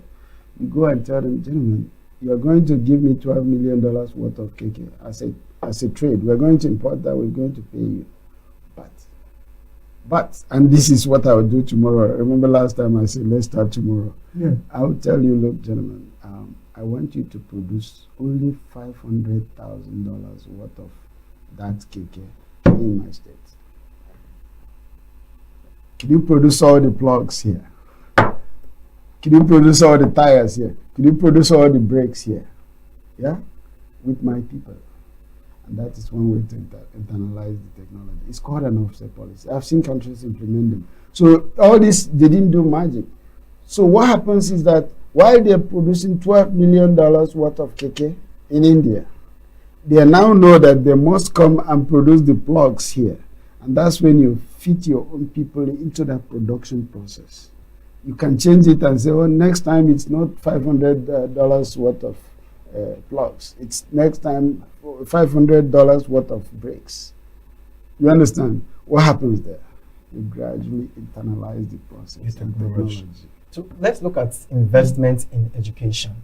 We've heard of foreign countries where, of course, many Nigerians jack battle, not just Nigerians, different students from different countries, boosting the economy. how can Nigeria as a country take advantage of the education system this time around? Let's not look out too much on other countries, outside Africa. How can we boost our education system, make it attractive for even Africans to come study here and increase the economy? Yeah, you can only show them that you're already productive through what you're doing. That's when the people say, I'm going to America, it's because they've seen those people who study in America and England become productive and become rich from doing that. But if it's when you are telling them, it's not a propaganda issue. You can't tell them that it's good. People know when things are good, and then they come to it. So it's not just about promoting the education, saying it's good and all that. No. What do they do with it? What can they do? How many of your own graduates are being employed? And where are they being employed? Are they getting rich through the education system that you're giving them? So unless you do that, it's not going to change. Just because you're saying you want to change it. Yeah? Prof, let's bring your global thesis back home to ENUGU State, your home state. And we're talking about solution here.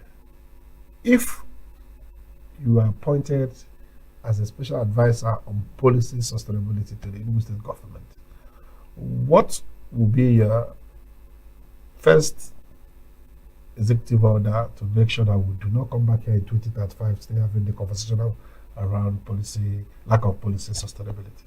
What would you do differently than what is going on? Well, I will start correcting what I've always hammered on: knowledge, technology, and productivity.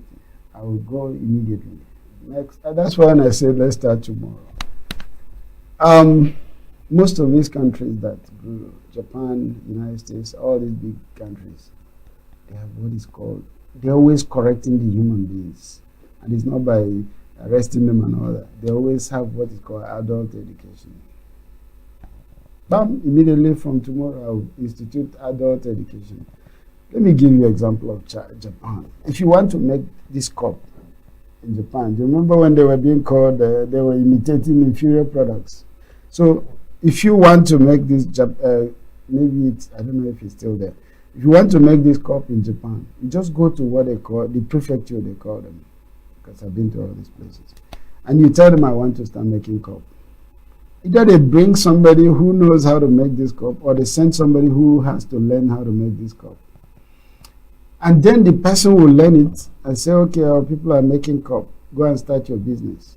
Come back with any problem you have. They call it technical support center. As soon as you have problem, they will give you free support on how to make this cup until you perfect it. So this is also re-educating the adults. My thesis has been very central. The people are very important in that ecosystem that I mentioned. So you must be correcting and guiding the adults. Otherwise, the future doesn't exist. Even the children will come out faulty. So you keep guiding them, and this is what they're doing up till now in the United States. You know what they do in the military. They use the military to prepare the population to do businesses. They use the military to prepare their engineers. As soon as you graduate and as an engineer, they send you somewhere around the world. Go and build bridges. So you're supported. When you come back to build bridges, you've learned a lot through the public sector support. So that's what I would do. Executive order tomorrow, henceforth, and all that. I will institute a night school for driving. So that, yes, please come. I know you know how to drive. Come and see whether what you know to do is in compliance with what the system requires of you. There will be a lot of people that will say, oh, we didn't know that this is how to do it. Yeah, let's start tomorrow. And that's very encouraging. And we're talking about some of the things you mentioned. You'll find the droplets of it in the Nigerian system. The Newi, where Newi people start to produce some parts of the vehicles, they sell parts. And the Newi has gotten that, become very popular about parts. Nigeria, go to Newi, even all the African markets come there. What is happening with our leadership, political leadership, that they fail to see what you are telling us?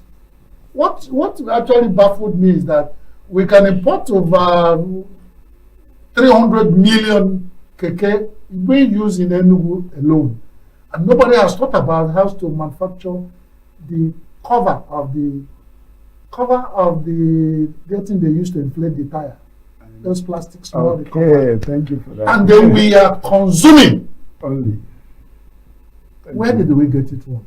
What are the challenges, sir?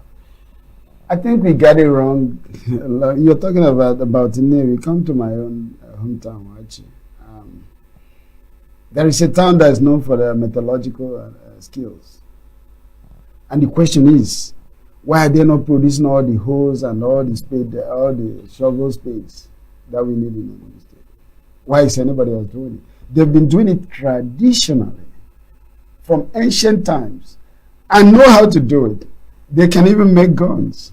And why are we not saying, hey, gentlemen, how do we now make you do more than you're doing? So what they do is they make 2 or 3 today, they consume, and then they go away. In my own town. So these are very serious questions. And the only answer I can give you is that we innovate in isolation. There are also those who are trying those things, the cover of the thing. There are those who are, but nobody's recognizing that. So that's part of my second executive order. Yeah? To now say, maybe part of, can you do that? Please come. Don't continue doing it. Teach others how to do it. Yeah? So it still goes back to that education. Teach all the people that want to produce the valve cover how to do it so that many more people will be doing the valve cover. Don't just do it until you die of swan disease and then that's it, we go back to zero. So there's also an innovation system that we have that is around Africa, it's not only in Nigeria, where people innovate in isolation, die in isolation, and then we have this up and down in innovation, and there's no that step function. We don't have the ladder growth. So you start where the last person stopped. So it's not just at the government level, it's also at the individual level. So because you didn't make it public, you did not publish what you did. The next person starts where you started. So we have cycles of up and down. These agencies that we found in Southeast, do you see political profiling, discrimination and suppression? Because the Southeast has that pride of being the innovative center of Nigeria.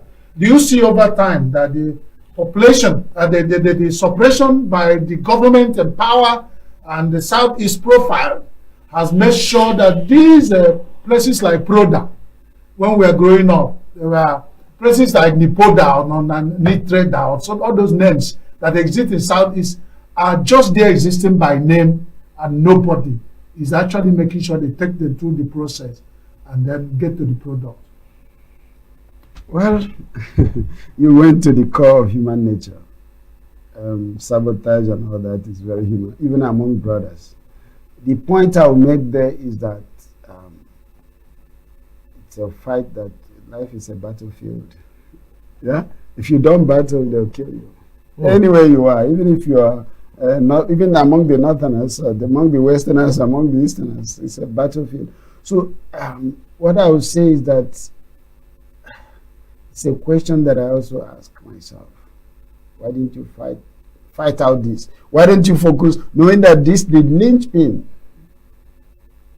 for all the other things that you want to do? Don't just sit and watch. No, you fight, knowing that product is the engine that will generate all the growth that we need. Yeah? Don't keep telling me about roads. Yes, roads are important, but priority, given limited resources. Yeah? If I have to do that, this is what I would say. I'll protect you. Come and sit behind me. Nobody comes through. Nobody gets to you until it gets through me.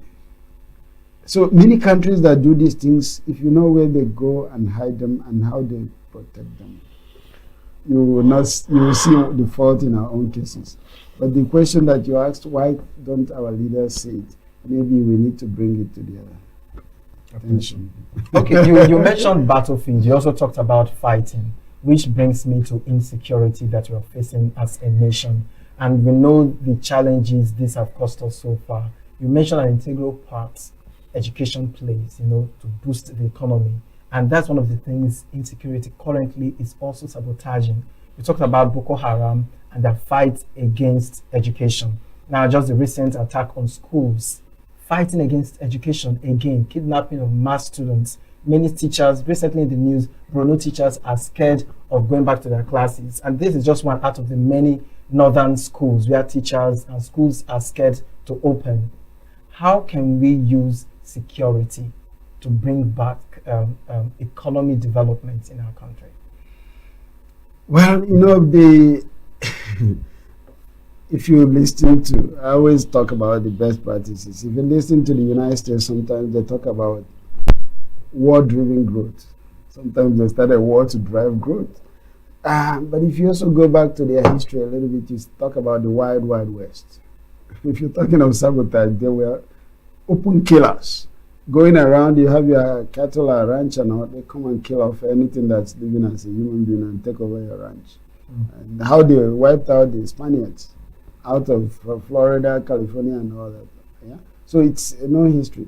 The issue is, look, simple. If you still don't want any other thing to continue, can you go and study and improve the tools that either stop them or promote them, whichever way you want to go? I'm sorry, it's about different things. But if you come complaining, nobody stops anything because you complain. No, you have to refine the tools. Yes, there are tools that can be used to make the fight a fruitful one. Determine the winners. Stop the bad guys. So there's no common method. They are fighting it out on the Middle East. Eventually, to lead to an equilibrium, and then the winner will start growing. So, but you must be prepared to fight.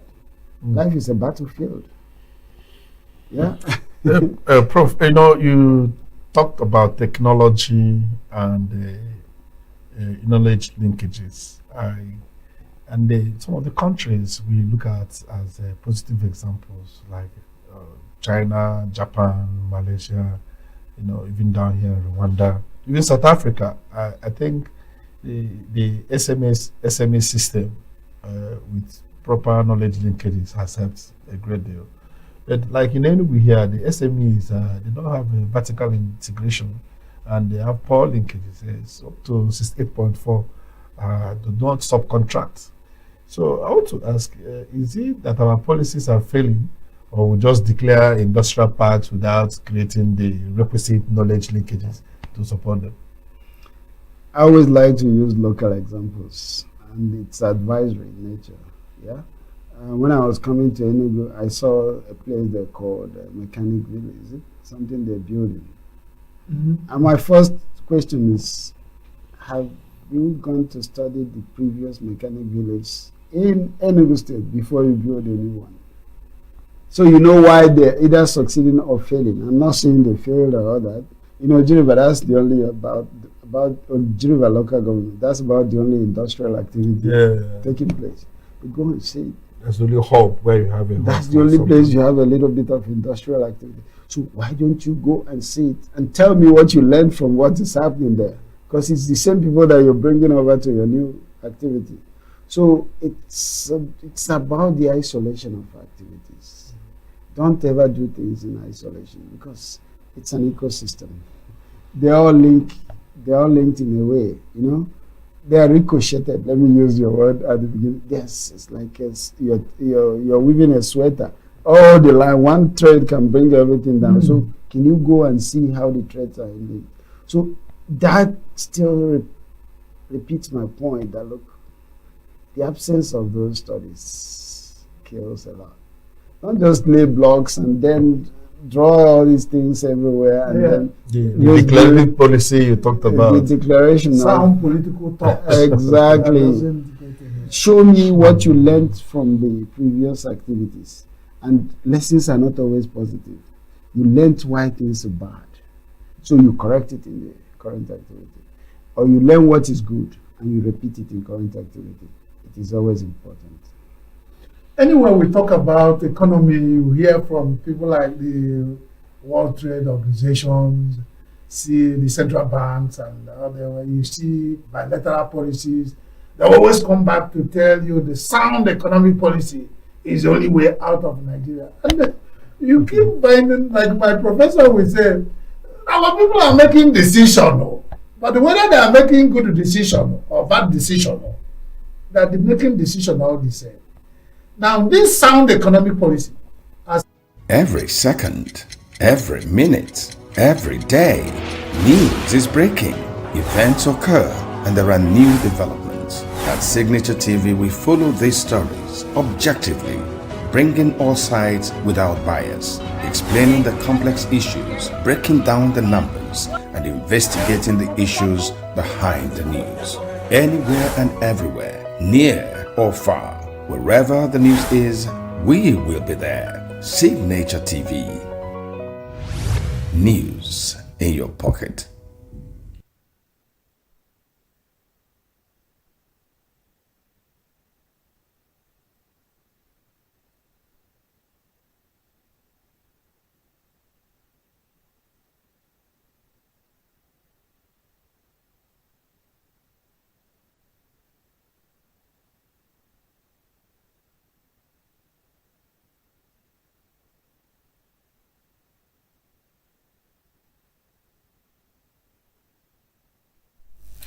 Thank you for staying with us, and we are about to go into a very important conversation around something that has formed some sort of a cliche of Nigeria being some sort of a nation of strong men but weak institution. Our guest joins us from Dallas, Texas. He's a global affairs analyst. His name is Eji Kokpa. Good morning, Eji. Trust you can hear us clearly. Hey, good morning. Can you hear me? Great. Good to see you, Ejike. Good to see you. Hey, congratulations for your Guinness Award. I didn't even know that such a thing existed. So okay, it's good to have it. Oh, thank you very much. Thank you so much for that. I really do appreciate. I didn't know that you have that news, that information. I didn't know you had that. It's a bit of a surprise to me. Thank you so much. Well, I saw it on LinkedIn, so I just clicked connect. So hopefully you respond. But congratulations! It's always good to be recognized for such a global something. So it's good for the station, it's good for your person, and it's good for your community.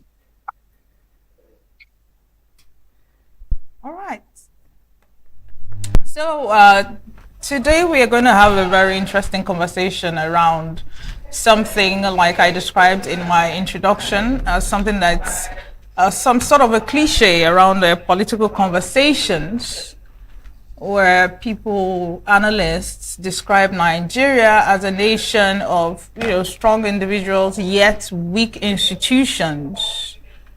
The thing is, many people don't really understand what this clause actually means. So if you would break it down to a layperson, what does it mean for a country or a nation to have strong men yet weak institutions? I think it's a very complicated explanation to explain. You go back to every politics is local, and if every politics is local, you take it down to the village level, to the local government level, then state, and then to the federal, and you will see that you look at the closest, even though it's not constitutionally recognized, is your local chiefs, Igwes, MS, whatever those people are called, or regarded as. They're very, very strong people, i.e. you can't change them, you can't just speak to them, you can't just do anything.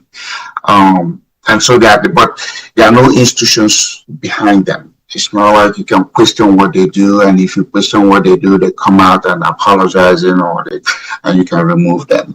And then you go to your local government, same thing, and you go to your governor. The way I explain this thing in Nigeria, there are 37 men in Nigeria that, decide what happens for the life of 240-something million people. The president and 36 governors. And when you look at it that way, the governor, which is the closest in terms of the state, can decide what they do. how they spend your money, how they appoint whomever they appoint, how they do what it is they do. They're very strong. You can't challenge them. And in fact, the Nigerian constitution said they have immunity. So when they are in office, you can do anything about that. That is strong individuals. And the same thing with the president. The Nigerian political structure is like a waterfall. It's top heavy. It comes from the center, then it goes to the various political subdivisions, and that cripples the chances for any country to be able to succeed. And so that is very evident. That it's not new with what you have now. It started from when it was colonial, to now regional government to the various 36 states. So with that sort of structure, it is almost impossible for a country to realize its potential, because what you're doing is the strong individuals now create benevolence, i.e., they do what, benevolence is different from being agency. Agency is what we have in America, whereby the governor or the president don't dictate. They go by what the people want to do. But in the case of Nigeria, you go by what the leaders want you to do, not necessarily what, you want them to do. And so agency versus benevolence, and it doesn't work well, for a country or a people to realize their potential. And I don't know how Nigerians can get to it, because Nigerians worship people. Even when you see Nigerians, they bow to everybody that has a title before them, they bow. And I'm always wondering if they do that for individuals. If Jesus were to show up and manifest himself in a physical form, what would they do? Dig a hole in the ground and jump in for, so those are the things that creates, the sort of restriction and limitation that affect potential for bigger play. Nigerians are known as being very, resilient, successful, and intelligent people. But the question now is, how is it that these people who have these characteristics are not able to come together to build, strong institutions, regardless of the fact that the leaders may, overtly or covertly be falling short? Why is it that intelligent, resilient, and successful Nigerians are not able to come together to build strong institutions in Nigeria? And the idea of Nigerians being smart and Nigerians being intelligent. I don't think Nigerians are smart or more intelligent than anybody. If you want to assign that, characteristics to yourself, then show it with the way you live your life. And the way you do it is you have to make rules that applies to everybody. It's not rules for yourself and then rules for your governor or rules for your president or rules for your senator. So, the idea, I think Nigeria should remove that and say, maybe we're not an intelligent group. That's why our country is where it is. And that's why people, do what they do to us, and we have no recourse, to question them. So institutions is when you have laws passed and say, this, if you do this applies to you. You can't spend our money any way you want. You can't do this, you can't do that. But Nigerians are not able to do it. Where are those coming from? Is it from the House of Assembly? Is it from even your own local chiefs? How many of these people go in every year, the Igwes or whatever they do, Ofala? How many times have they come forward and say, hey, this is what is going on in the village. This is the number of people that have died. We want to find out why they died. Is it crime going on? What are we going to do to fight it? People's land have been taken. Can we stop it? They don't do those kind of stuff. They just do it, and the people rally and they dance and they sing because they are worshiping. They are bowing to this particular individual, not because of the institution that they represent. It's the individual. And that individual sense is what, again, is crippling the collective existence of millions of people. 37 men are lording it over Nigerians, and Nigerians don't see any way to get out of it. And until they confront them, until they stand up, Mr. Governor, you can't do it, Mr. President, no, or you change the rules. But Nigerians are not able to do it. Nigerians can come in and beat their chest about, oh, we're doing this, we can do this. But when it comes to push comes to shove, Nigerians are the ones that are going to back down and lay it down. And then when you factor in their tribal sentiments, oftentimes, the purpose is lost. Because they're going to look at it, or is it from my part of town? Is she from my part of town? We have to protect our own, even if our own is the source of our abuse. We have to still stick with them. There are no perfect nations, but in terms of Nigeria, they haven't even started to have a nation. It's a bunch of tribal enclaves, that are emotionally attached to their tradition and custom, and whomever comes up to make them feel that I am the person in charge of this custom and tradition. Rather for us, we can't change our ways. We have to do it our way, and your way hasn't given you the life you want. You live in ENUGU. You look at ENUGU. How many people have access to something that makes sense? How many people are getting paid? If you go to work, you don't get paid, even by the government. Does anybody challenge the governor? Does anybody challenge the commissioner or whomever is in charge of that particular government? No, they don't. Because you're afraid if you do it, they might even fire you. If they fire you, what are your recourse? If you go to court, the judge that is going to rule, would they rule against the governor? The governor will not turn around and fire them. So there's so many. It's a convoluted situation, but that convoluted situation is because of the nature of the Nigerian. It has nothing to do, like I've always said it, if you can give every Nigerian a PhD, $1 million and oil well and all, they still cannot have a functioning country because they don't know how to separate the institution from the individual. Wow, interesting. Nigerians have this challenge of separating individuals from institutions. What would you attribute this to, regardless of the fact that we have also mentioned bad leadership, poor policies? Would you attribute it to, character deficiencies and poor value systems? And if you were to be consulted, what would you prefer as the roadmap out of this particular quagmire? Well, it's got to start from the family. The first authority figure of anybody before you start dealing with your headmaster, your principal or your police chief is your family. What sort of conversation are you having with your parents at home? If leadership, it can be described simply as the ability to lead with or without authority. Without authority is that your dad or your mom is an authority figure for the child. And they can deny you some goodies if you behave in a certain way or if you challenge them in a certain way. But without authority is when the child is able to persuade the parents to say, hey, mom, dad, can we do this way?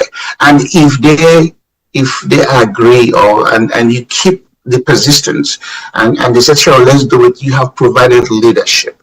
So if you haven't started that from home, how are you going to engage somebody or something outside of you? And that is what the challenge is in Nigeria. Nigerians don't know how to engage. There's this idea of something that comes to mind is the words of our elders are the words of wisdom. An elder, because of age, doesn't necessarily mean they are wise. Because you are Igwe doesn't mean you are wise. Because you are governor doesn't mean you are smarter than the other person.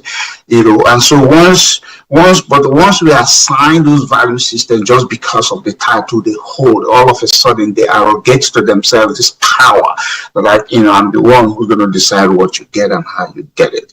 So it starts from home. I give myself as a good example. It was my dad that encouraged me to challenge him. It was my dad that encouraged me to debate him. My dad was a chief when chief carried weight, but I never saw my dad as a chief. I saw him as a dad, and I saw him as somebody I can go sit down with and talk with him, and he will listen, and then he will go back and forth Sometimes even ask me, what is my opinion? What do I think we should do? So not many parents have gotten to where they engage their child or their children and said, hey, let's talk about this stuff. Maybe I want it done this way, but what do you think we should do? So once that is sowed as a seed in you, it grows. And so, for me, I don't bow to people. I don't, when I saw Obasanjo, for instance, everybody was saying, what is it called?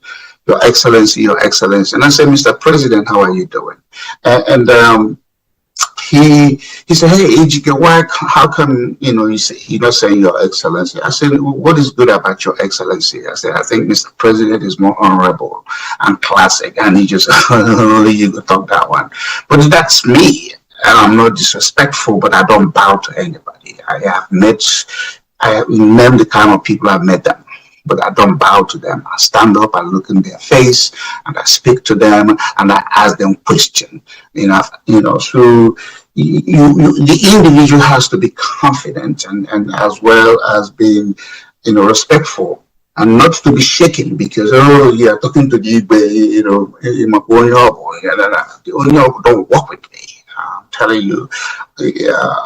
And so start from home, nurture that sense of confidence, nurture that sense of community, nurture that sense of respect, and then say, hey, this belongs to us. It doesn't belong to the governor. The governor is not the owner of the asset of the state. But because Nigerians have defaulted into making the governor feel that way, then that's why the governor do what they do. And, that's why they can come in to your village and say, we're giving you 1 million, whatever, giving any amount of money. And nobody questions the governor, is that in the budget? Or why is your name on every project? Is that your money? So this is, again, by what I said, by default, they create this, powerful individuals who at the end of the day, they are not very powerful. It's just that the people have, submitted to be subdued. Whatever, gains any form of value, there's the people that accord that value to that system or to that individual. And I'm also glad that you did mention something about taking this thing to the family level, that it should start from the family where, kids are raised to be confident and to challenge status quo and things like that. I don't know if you have seen a viral video making around quite recently with Mr. Tony Romelu, reprimanding a young lady who addressed him by his first name. He said, good morning, Tony. And he said, no, I don't subscribe to this kind of behavior. We're not in the West. You don't have the right, so to say, to call me by my first name. And there was a lot of backlash. At what point do you draw a line between confidence and disrespect, since we're now talking about, starting from the family, starting from the community to raise kids to be confident? What's your thinking? What do you think? You think she was confident or she was being disrespectful? You think this is something that should be encouraged for the young ones to speak to people in authority with so much confidence and verb and not, receive any form of backlash? What do you think? A good question, because my wife and I will talk about that yesterday. And I told her, I said, I think, Tony Romelu is an exaggerated, big ego-driven individual. I'm happy for what he's done as, for the bank he represented, but I don't care about that guy. Like I said, I've been to Harvard University. I mean, my professor, when I say, hey, taking the Nigerian mentality, hey, Professor John say, hey, Edward, call me Bain. His name is Bain. Last name, say, call me by my last name. I've met governors, Greg, how are you, Greg? He's the governor of Texas. Trump, when I met him, yes, I was asking him a question. I said, Mr. Trump, but when I was on a closer range, I said, hey, sir, how would, ask a question? Nobody in America is going to get offended and say, hey, call me professor, call me engineer, doctor, if you're asking them a question. If the guy say, hey, Tony, how are you doing? You just say, hey, I'm good, thank you. And I take the question first. Answer the question before you get into this title egomaniac nonsense that I see in Nigeria. And again, I come home often. I have never. There was one guy who said he's a professor. I say, my professor. I'm not going to call it that. Some people come back and they get this village title. There are people give them Ozo or whatever. I said, in here where my father's village is, we don't do Ozo. I don't respect any Ozo. Here people don't do Ozo. But I can respect the Igwe of a town.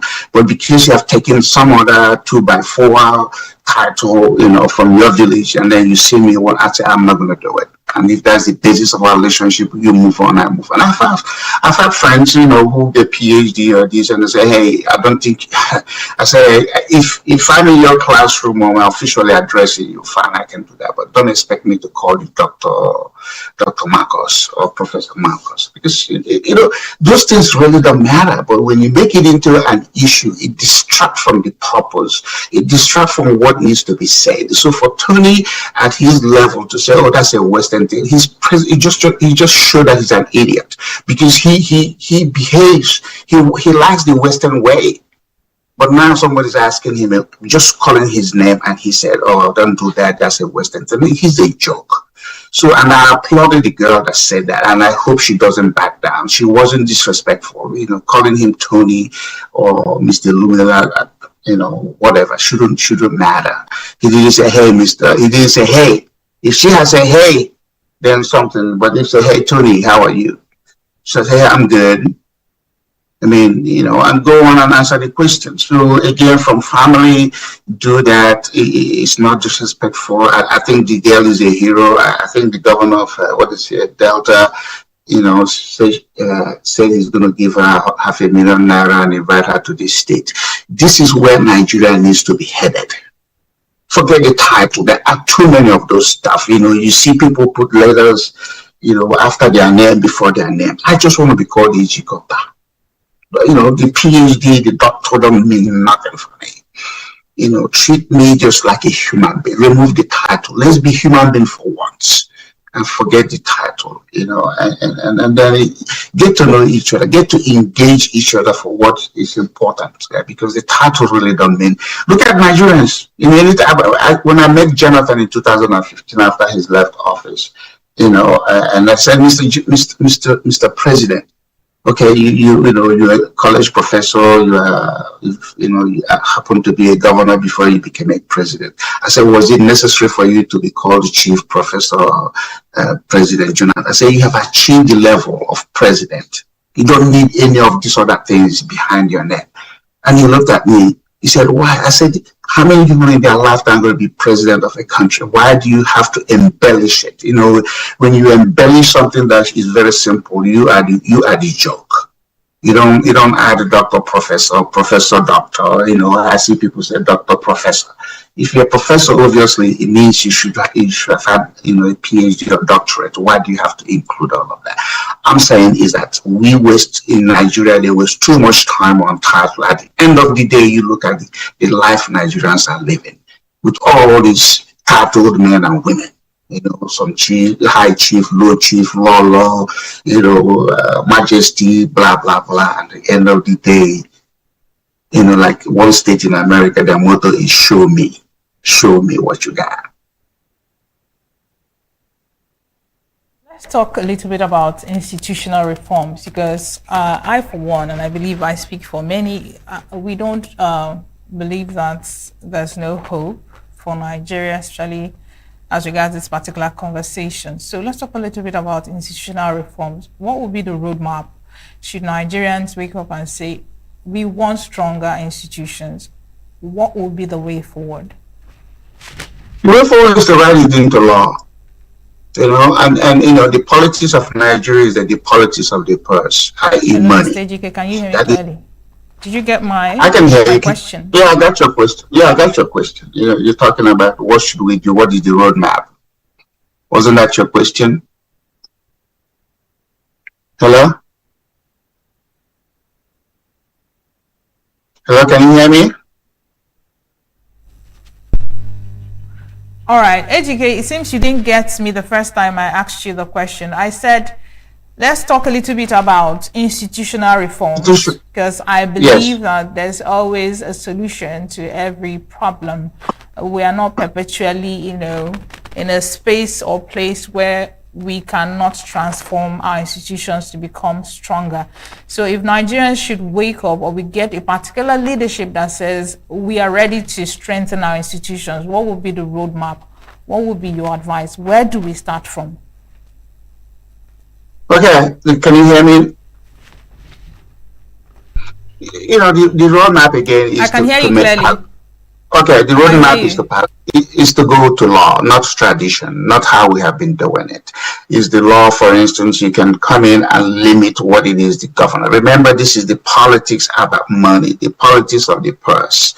And so Nigeria is heavily about the politics of the purse, because once they become, your governor, the state resources basically at is at their disposal, and they do it as they please. So if you write the law and say, hey, the governor office cannot spend more than 5% of the state budget just to run the government house, and that government house includes him, his staff, and then everything goes to these various state agencies. Okay, that's agency now. And then they have to spend the money. They are accountable to the state authority, i.e. the House of Assembly, the judiciary, and the executive. Those are the three important things. So every year, so the governor can come in and say, I'm awarding a road contract, and nobody's ever said, what was the bid? What are the terms and this condition? Or the governor picks whomever wants to win the contract, and they win the contract. That's where you start. But you have to be sincere about it. You have to be very, very committed to it. Institutions don't just emerge because you wish for it. Institutions emerge because you created it, and you give the institution the foundation, the teeth to bite, when people go against it. And again, the judiciary is supposed to be the arbiter. Okay, if something goes wrong, if you are injured, or if you feel injuriously affected, you can take them to court, and you hope that the court will look at all the evidence and come to a judgment that say, hey, you don't necessarily have to win it, but it could be something you say is reasonable. So that is where it is. And I want to correct this impression. Nigeria has existed since 1918. That's 108 years, a century plus, and it has not gotten a bearing of a nation that wants to succeed. So, and if it doesn't engage itself, it doesn't have to go to the UN or the World Bank or anybody. You look at, is our resources getting us the mileage we need? And that mileage is, are people having housing? If people go to work, get paid, can they go home and live off of that pay? If they are sick, can they go to health clinic and get a reasonable assessment of what the prognosis are in order for them to have a good treatment? This is what makes a people survive. This is what makes a people want to live in a place. But if it's not going on, or if the governors or the president is sick and they fly overseas, and then the common person is sitting there and dealing with it, then you're not building institutions, you're just rewarding individuals. And it should be a stop. And then again, you can pass a law in this. If the president, if the president or the governor gets sick or whomever, you must be treated in Nigeria, except if it's something that Nigerian doctors can handle. Then you can even fly in the experts, or you go for particular. As one time when Buhari was always gone for medical something.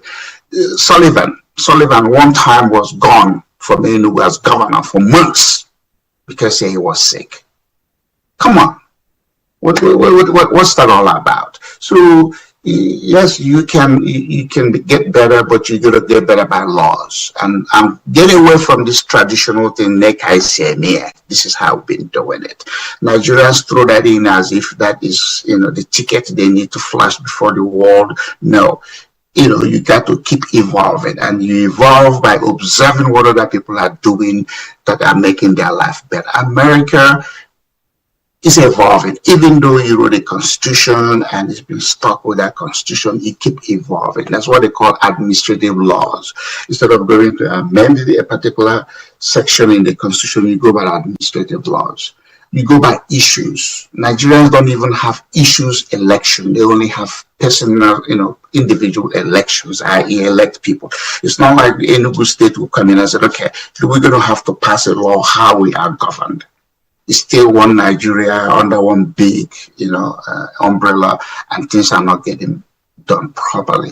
In America, even in our local government, I give you an example with the city of Dallas, when we borrow money, when our city borrows money, they go through a bond election and they ask the individual, the residents, do you want to do this? If they say yes, because you're going to ultimately pay for it.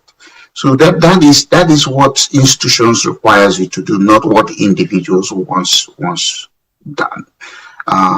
So it can be done, but you have to start locally. It's not a national thing.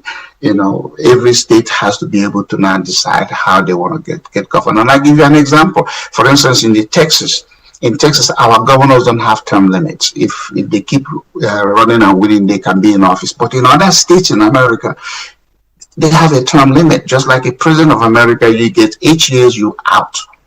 But in our own situation of Texas, our governor now, by the time he runs this November, which is going to be 16 years in office. Since 1995, we've only had 3 governors in Texas.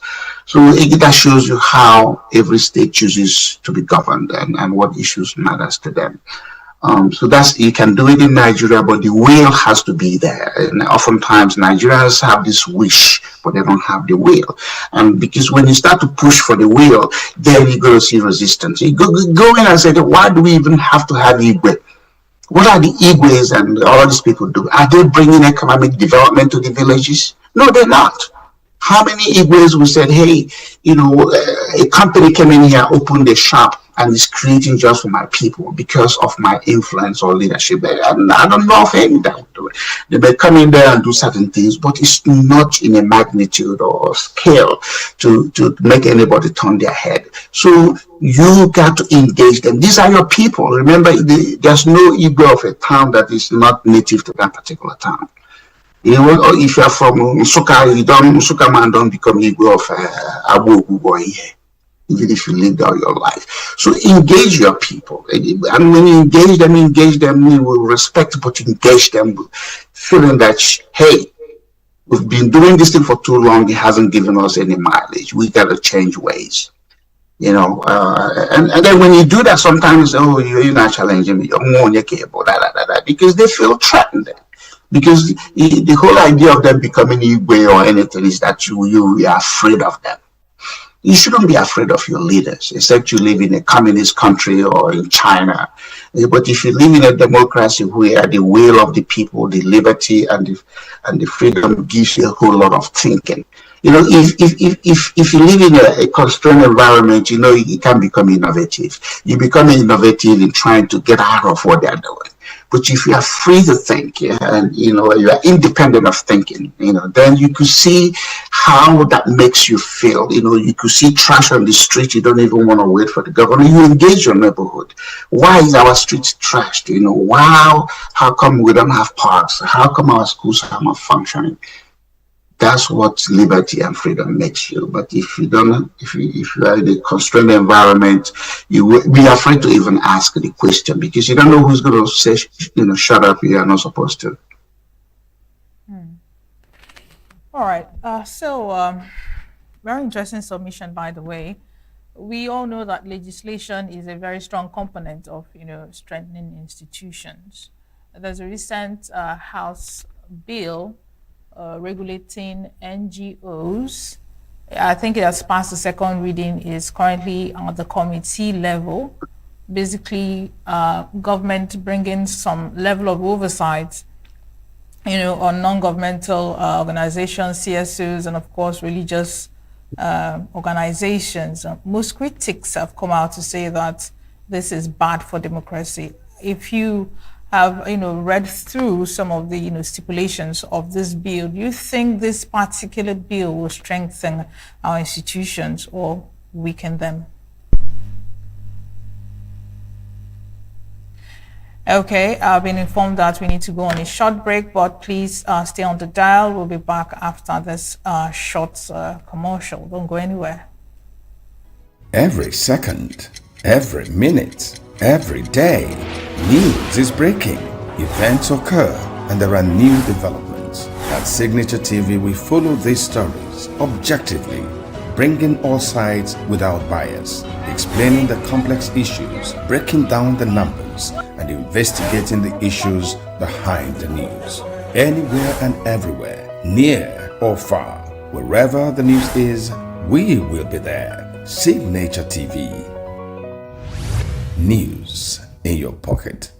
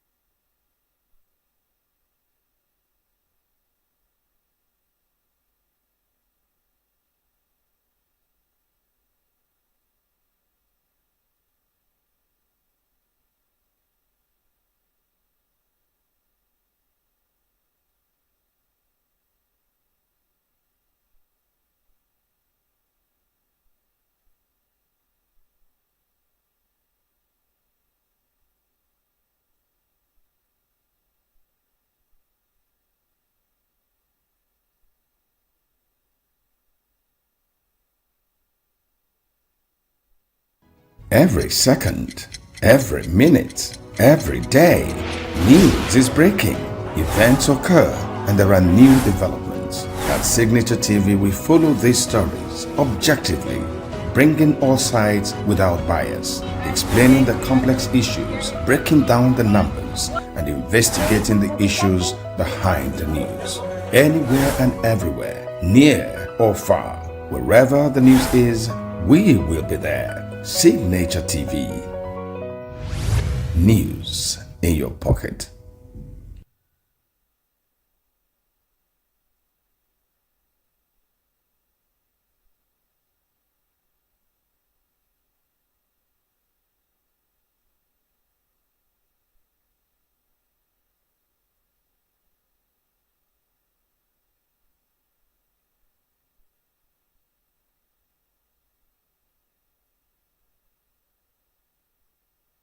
Thanks for staying with us, and apologies because we had to cut short that very interesting interview for technical reasons. Nevertheless, you can always go on our social media platforms on of course YouTube, Facebook, TikTok to view our programs, like, comment, share, subscribe, and don't forget we are also live SLTV channel 265 and of course on Free TV. It's been a great time, and this is where we pull the curtains on today's show. Don't forget, I've been your host, Chigi Chiagoram, and on behalf of everyone at Signature TV and ENUGU Studios, it is goodbye and God bless.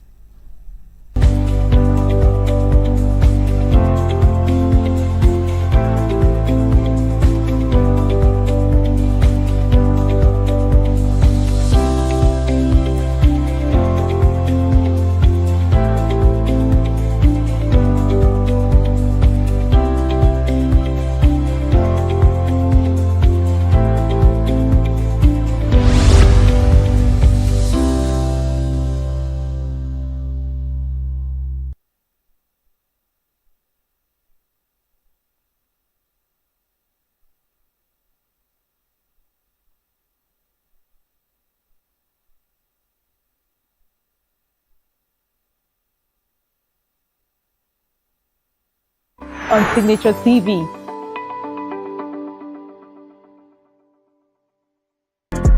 Get plugged into the heartbeat of entertainment on The Hub, your ultimate show on e-vibes. From trending stories and social media drama to top charting music, must-watch movies and exciting moments from the world of arts, we've got it all. Join us for unmissable conversations with your favorite entertainment personalities, plus fun segments every week. I should try harder, so... Okay, I don't know that one. Outfit of the day. Oh, I don't do that. That's some Gen Z stuff. Oh, now you say it's a Gen Z stuff. It's everything you love about entertainment, served fresh every week at 1 p.m. with weekend repeats just in case you missed it. The Hops on E-Vibes, where the vibes never stop. Only on Signature TV.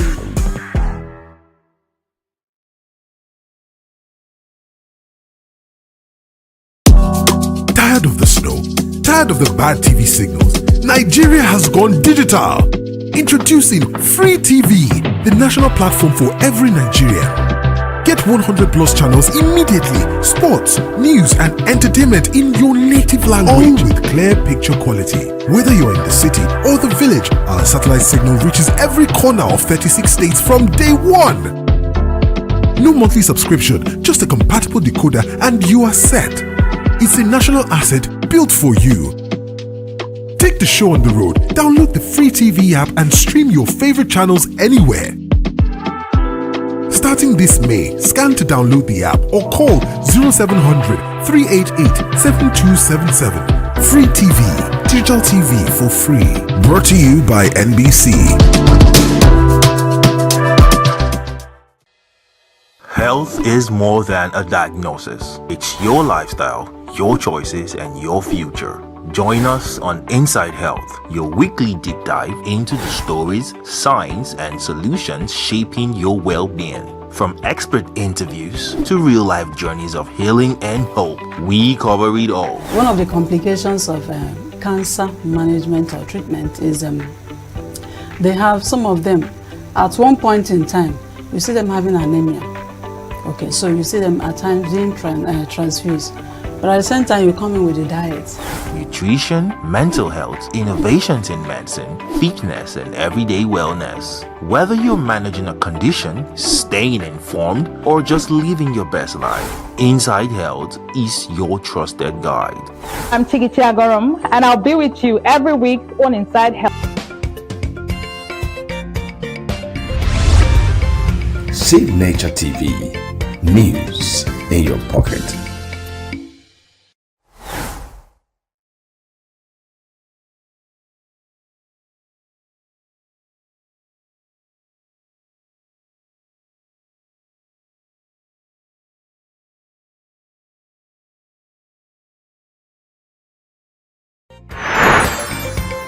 Your pocket.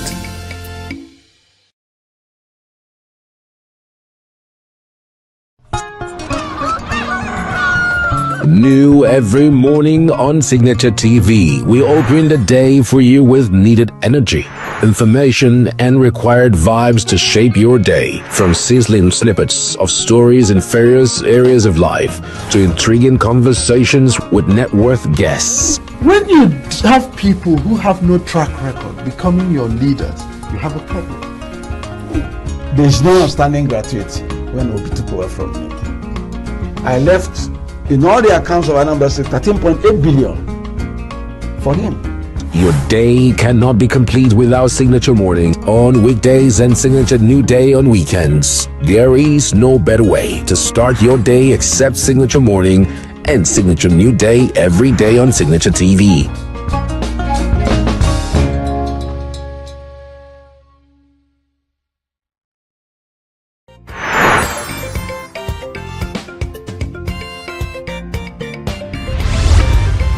Signature TV. News in your pocket.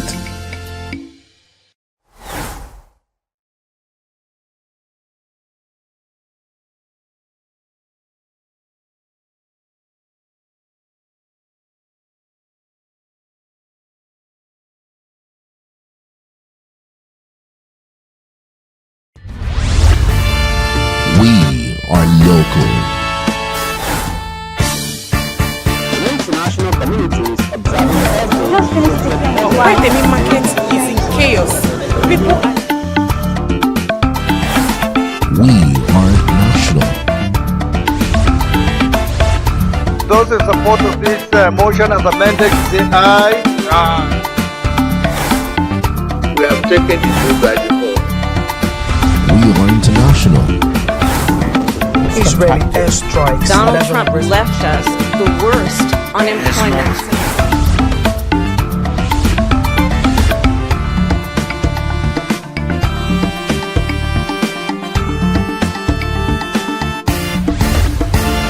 Signature TV, news in your pocket.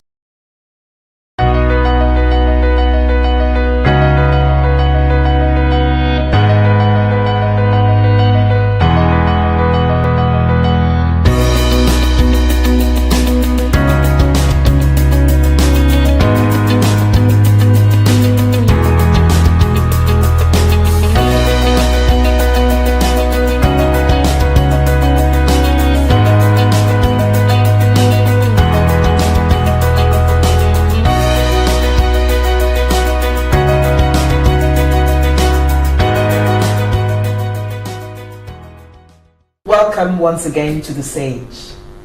A wonderful journey, a journey in which we work with you to uncover hidden treasures. Joyful, inspiring, and truly, truly exciting. Yes, it's once again another episode in which, as we had said previously, we meet really wonderful young people who have become entrepreneurs and have made a success of it. Today's episode is full of excitement. For me particularly, it's full of joy. It meets an innate need in me to see a young lady with so much enterprise who is so gifted. I say that because I in particular have a soft spot for young women.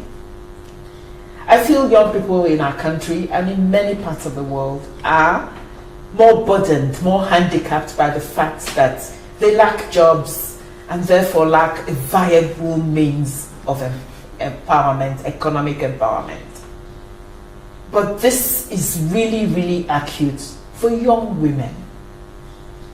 They face all kinds of inequalities, all kinds of handicaps engendered by many factors in our society, whether it's cultural, economic, family, government, in so many ways. Sometimes even nature itself hampers the growth, the development, particularly economic development of the young woman.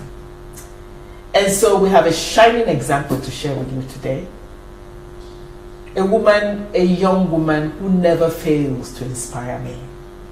A young woman with a heart and the courage of a lion. Full of fun, full of, so gifted, so truly inspiring and wonderful. Please join me as I welcome Jane Okenyi to this show. Thank you so much, Ma. It's a pleasure to be here. When we come back, you'll hear what is so truly wonderful about Jane. And as usual, I'm Dr. Kechi Obuagu, your guide on this journey of excitement. Stay with us.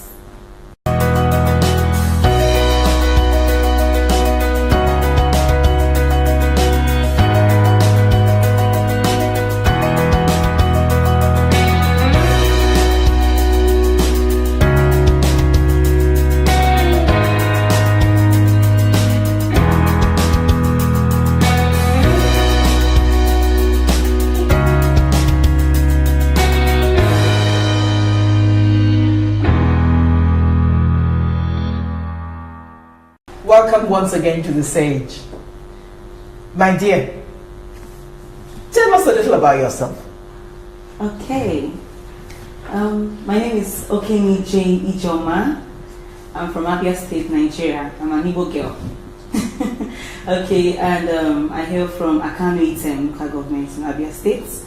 I schooled at Michael Obara University of Agriculture, Umudiki in Abia State, and I studied biochemistry. Currently, I'm a youth corps member, although I'll be finishing my youth service this month. So, it may interest you to know, and also my audience, that I'm a shoemaker And yes, I am a shoemaker. I love to be called one. I'm repeating it because I don't want you to call me a